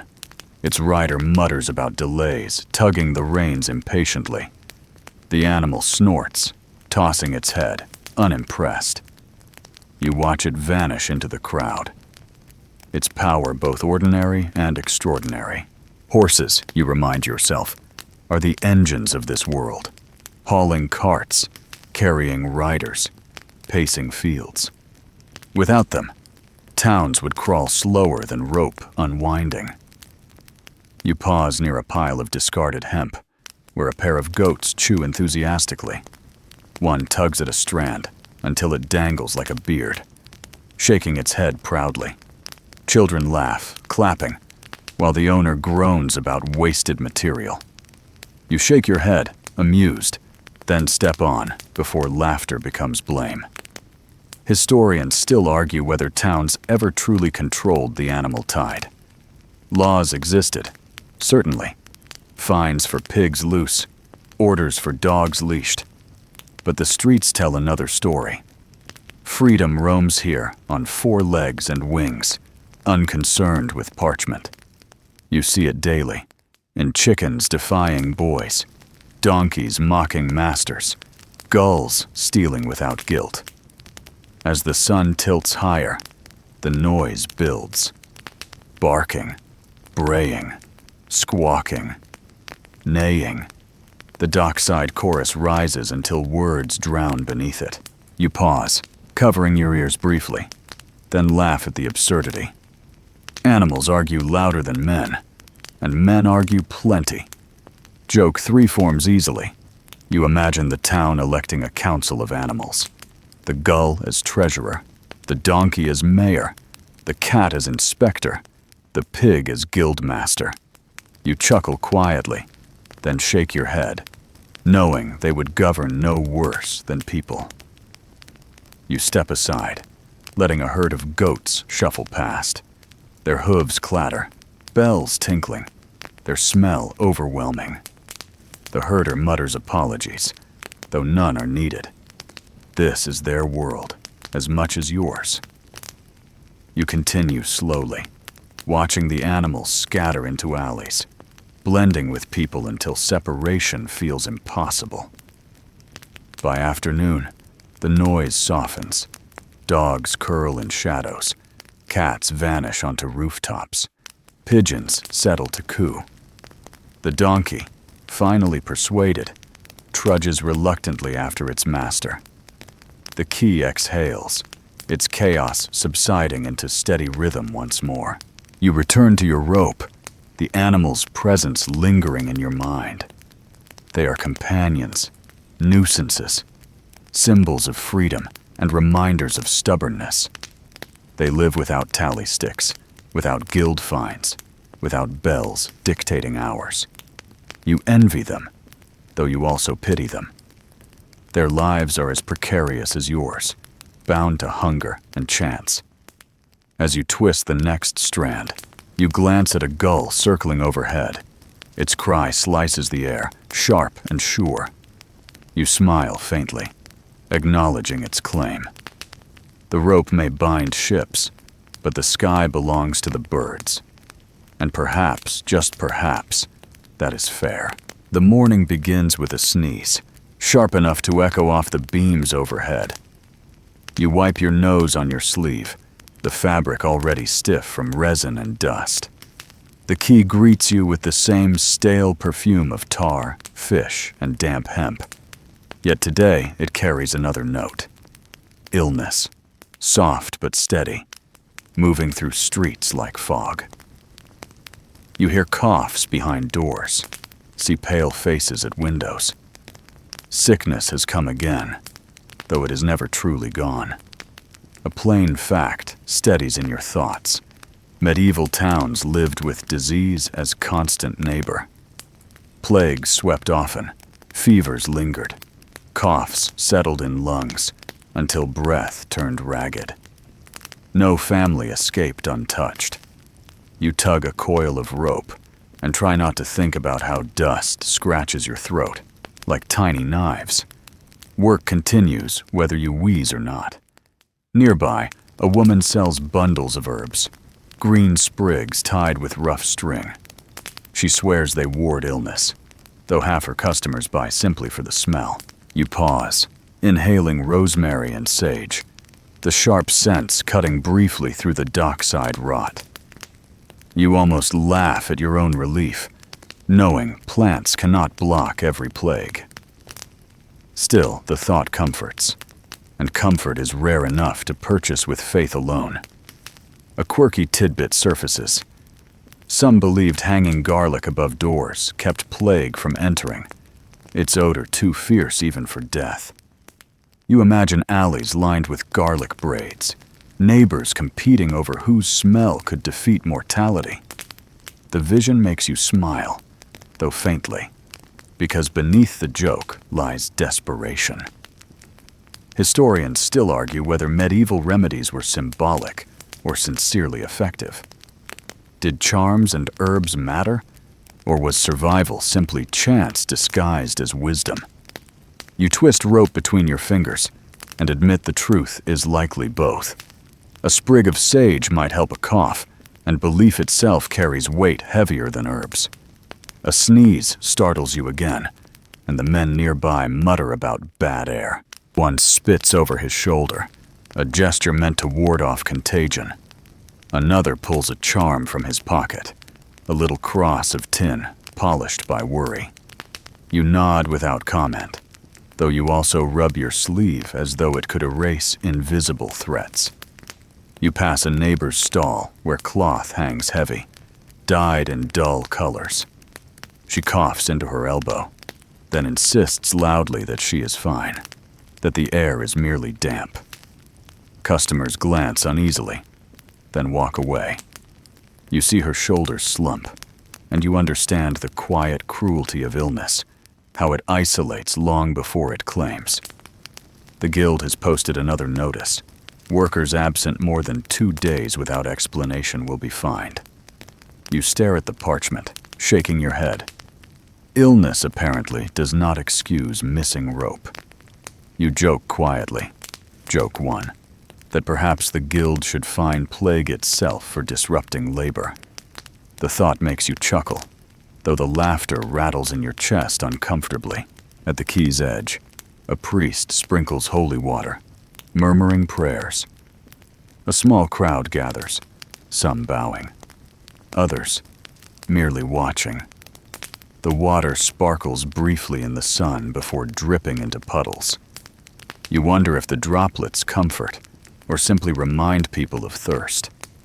Faith and fever often walk together, neither yielding the road.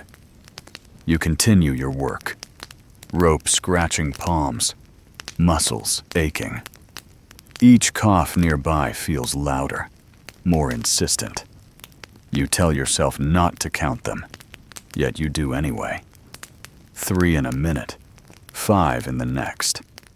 The number grows like a silent ledger. You shake your head, muttering that counting never heals. A boy runs past, chasing a dog, both oblivious to the pall that hangs. Their laughter cuts through sickness like sunlight through cloud. You smile despite yourself, grateful for the sound. Children, you think, live closer to health simply by refusing to believe otherwise. You recall a story told by an older worker. That plague once ended when villagers marched around the town carrying ropes in circles, binding the sickness and dragging it away. You laughed then, you laugh now, yet you also wonder. Rope holds ships against storms. Why not hold illness against air? Quirky or not, the tale lingers. Historians still argue whether widespread quarantines began as civic order or superstition. Some records show towns closing gates. Others show prayers and charms leading the effort. You sigh, twisting another length of hemp, deciding that no wall or prayer ever fully won. People endured because they had no other choice. You pause for bread, chewing slowly, each bite dry against your throat. The ale you sip tastes faintly sour, though it eases the scratch. A gull swoops overhead, dropping a feather that lands beside your coil. You pick it up, twirl it between fingers, and imagine dipping it in ink to record your complaints. Joke 2 forms. You think the feather might write sneeze tax into guild law if given the chance. You snort softly, pocketing it as though humor itself can heal. Afternoon drags. Work slows. Breath shortens. The air thickens with more coughs. You rub your temples, wondering whether illness hides in dust or in thought. A neighbor mutters that spirits ride the wind, slipping through shutters. Another insists the moon grows spots during plague. You listen politely, though your own lungs remind you that reason and fear share the same weight. You step aside, watching as a cart rolls past, carrying bodies wrapped in cloth. The sight is ordinary, though your stomach clenches anyway. No one pauses, no one wails. The silence is sharper than grief. The cart disappears, leaving behind only tracks in mud. You exhale slowly, returning to rope. Life resumes because it must. Joke 3 slips into your mind like a whisper. You imagine the cart driver demanding tolls from his passengers, insisting that death itself pay road fees. The grim humor makes you chuckle, though quietly. Sometimes laughter is the only charm left. The sun dips lower, casting long shadows across the quay. The coughs fade into background, not because they end, but because your ears grow numb to them. You twist the final rope of the day, coil it neatly, and set it beside others. The pile looks steady, even comforting, as though labor itself can anchor you against unseen threats. As you walk home, you pass the herb seller again. She offers you a sprig of rosemary, pressing it into your palm without charge. You nod in gratitude, tucking it into your sleeve. Its scent lingers, sharp and clean, almost convincing you that health follows closely. At your door, you pause, glancing back at the key. The gulls cry, the ropes creak, the town exhales. Sickness lingers, but so does work, so does laughter, so does bread. You step inside, clutching the rosemary, and whisper that tomorrow you will rise again, sneezes or not. The day begins not with labor, but with thought. You sit on the key, rope waiting by your side, and allow yourself the rare indulgence of imagining elsewhere. The gulls wheel above, the sea laps against pilings, but your mind drifts inland, upriver, beyond the boundaries you know too well. Rope ties ships, ships tie harbors, harbors tie lives. Yet what if you cut yourself free? You picture rolling hills beyond the town, fields unbroken by mast or sail. A plain fact drifts in. Many laborers abandoned towns when harvest called, choosing fields over streets, grain over rope. Some returned, some vanished into soil forever. You imagine your hands not scratching at hemp, but at earth, planting seeds that rise instead of twisting strands that fray. The thought is comforting, though you know earth hardens hands as thoroughly as rope. Children dart past, chasing each other with sticks.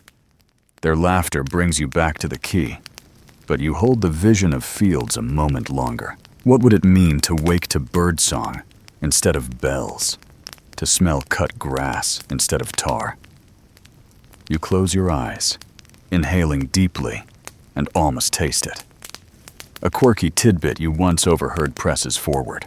Some swore that rivers carried dreams as well as boats, that sleeping near water made you yearn for travel. You smirk quietly, wondering if rope dust is to blame instead. Still, the idea lingers, the current in your chest pulling outward. Historians still argue whether townspeople truly sought escape or only fantasized while continuing their duties. Records speak of wanderers, yet also of those who stayed generations in the same lane. You twist your fingers unconsciously, as though rope itself debates the matter with you. Leave, stay, leave, stay. The strands bind either way. You rise slowly, stretching your back, and wander along the quay. The harbor smells fresher after rain, the sea restless but not angry. A merchant shouts, his voice carrying across water, his words foreign, but his meaning clear. Departure soon. Ships giddy themselves, sails furled, ropes tested.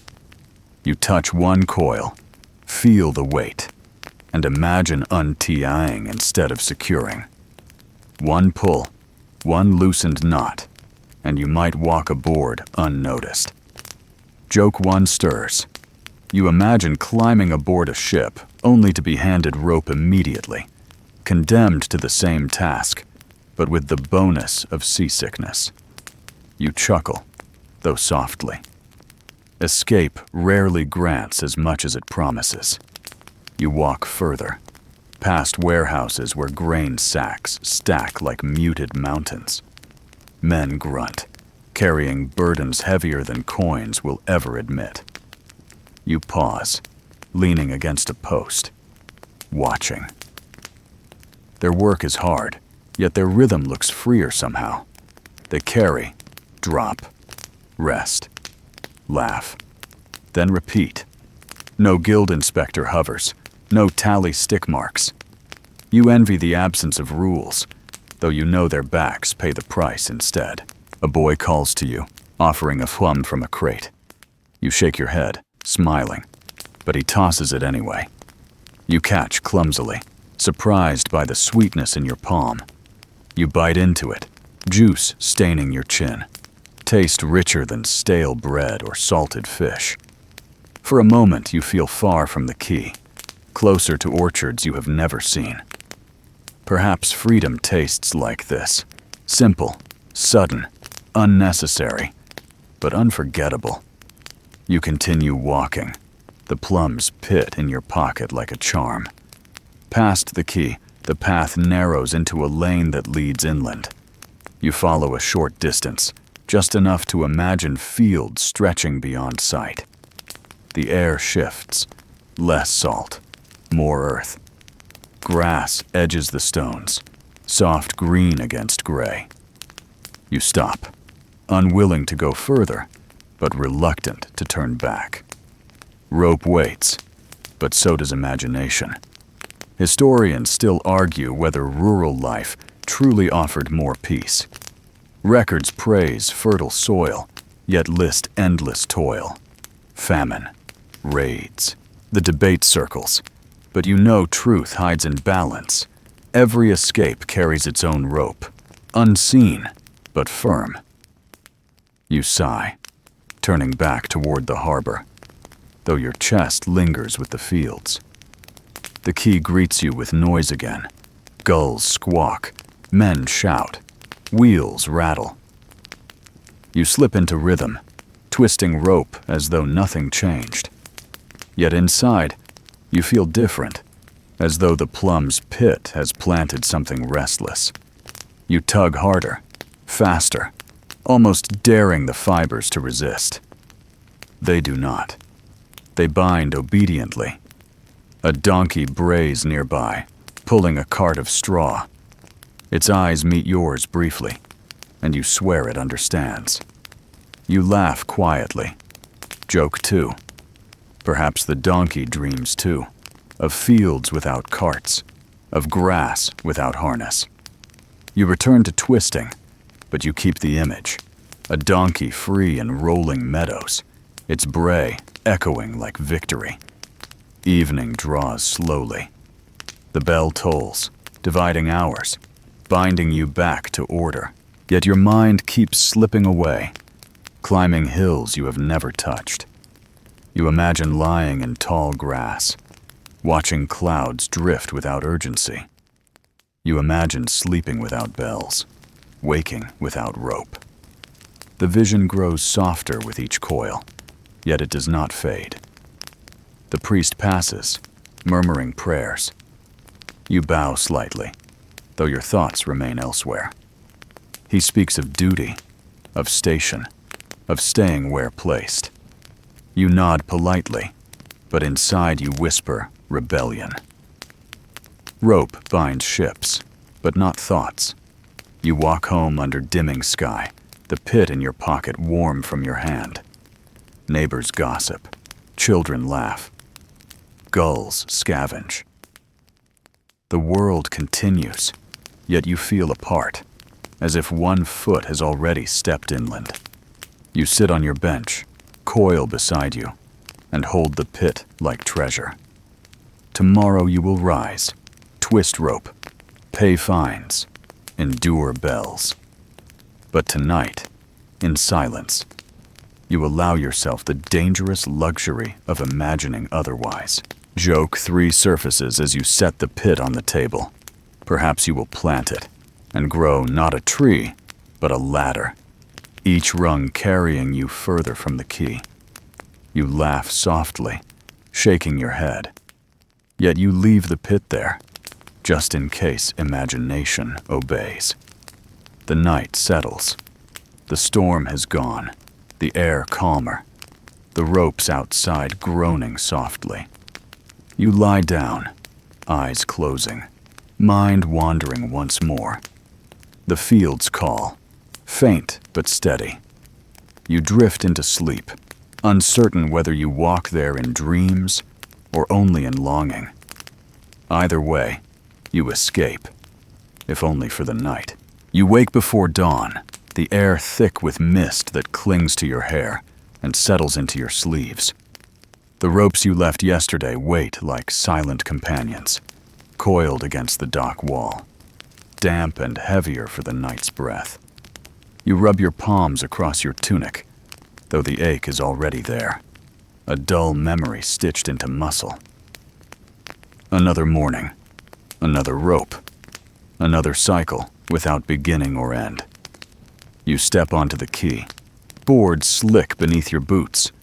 The gulls stir first, stretching wings, voicing their usual complaints, as though they, too, resent repetition.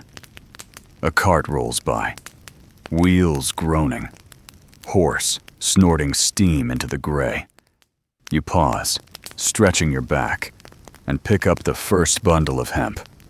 The fibers scratch, familiar and unwelcome, the same greeting you've endured every morning. A plain fact steadies itself in your mind. Ropes held kingdoms together. Without cordage, sails would fall, cargo would spill, bridges collapse, pulleys fail.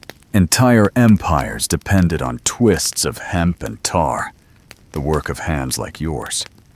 You tug another strand, binding it tight, telling yourself the monotony matters, even if no one speaks your name. A quirky detail surfaces. Some sailors tied tiny knots into their belts or hair before voyages, believing each knot carried luck, each twist a shield against storms. You smirk faintly, twisting your rope, imagining luck woven into every inch. If so, the harbor must be drowning in fortune, though no one seems richer for it. Historians still argue whether rope makers like you considered themselves craftsmen of pride or laborers of necessity. The records suggest both. Standing here, twisting in silence, you feel neither pride nor shame, only persistence. Work is not an identity. It is a rhythm, repeating, stretching like rope until it frays. The sun pushes faint light across the water. Men shuffle past with barrels, shouting prices, arguing about weights. Children chase gulls, their laughter rising like brief color in the gray.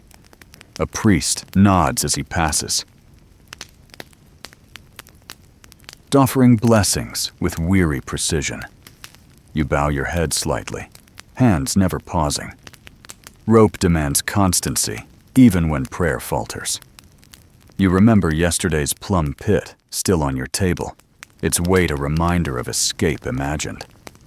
Yet here you stand again, palms raw, lungs full of tar. Dreams live at night. Reality insists at dawn. You laugh quietly, joke one, wondering if pits grow faster when watered with sighs. A neighbor sneezes nearby, mutters about bad air, tucks a sprig of rosemary into his belt. He nods at you, eyes tired, and returns to work. You match his motion, twisting faster, rope lengthening like an endless road. The gulls swoop low, wings brushing the air, reminding you that freedom requires flight. You pull harder, sweat slicking your brow, though the air is cold. The rope thickens, coil growing at your feet. Each strand binds with the next, until individuality disappears. You think of yourself the same way, one worker among many, indistinguishable, necessary, forgettable. The thought is steadying, almost comforting. The bell tolls faintly across water, marking another hour, another measure of sameness. You glance up briefly, then return to the rope. Time counts itself without asking your permission. A cart overturns nearby, apples scattering across planks. Children dive, laughing, seizing fruit before the driver can scold. You pause, smiling at their scramble, envying their hunger for play rather than survival. Joke 2 rises. You imagine apples fined for rolling without guild approval. You chuckle quietly, shaking your head. The coil beside you now leans tall, shadow stretching across the quay. You push it aside. Begin again. Hands moving without thought. Ropes whisper against each other, Threads creak softly, sounds as constant as your breath. You realize you could close your eyes and still complete the work. Historians still argue whether monotony dulled medieval lives or sharpened resilience. You cannot answer, though you know monotony hums in your bones like a second heartbeat. It carries you forward, even when dreams pull back. The sun lifts higher, though mist lingers. You pause, rubbing your shoulders, watching ships bob gently. Sailors ready themselves, shouting, laughing, unaware of the hands binding their safety. You think of fields again, of orchards you've never seen, of hills beyond rope's reach. You sigh, finish another coil, and begin again. Joke 3 arrives late. A whisper. Perhaps eternity is only rope too long to measure. You laugh softly, though the sound dissolves into gull cries. Another morning, same rope, same rhythm. You bow your head and twist, as you always have, as you always will. The day drifts quietly into stillness, the noise of docks fading like a tide that forgets to return. The air softens, colors bleeding into one another until sky and water seem indistinguishable. You let the coil rest at your feet, no longer heavy, simply silent. Each breath slows, stretching like the line between dusk and night. The harbor murmurs faintly, a lullaby of creaking timbers and gentle waves against stone. Lanterns glow in the distance, halos trembling in the dark, patient and unhurried. You lean back, letting your shoulders drop, listening to the sound settle into a steady hush. The rope no longer demands, the guild no longer intrudes, the gulls no longer accuse. There is only the quiet persistence of water, the soft promise of rest. Your thoughts unravel slowly, strands loosening one by one, until nothing remains but calm. The night gathers around you, not with urgency, but with care, folding every sound, every shadow, every coil into silence. You close your eyes, drifting on the gentle hum of harbor and heart, knowing the tide will rise again. But for now, it waits. Sleep comes like a whisper, steady and certain, carrying you away on threads softer than hemp, lighter than air.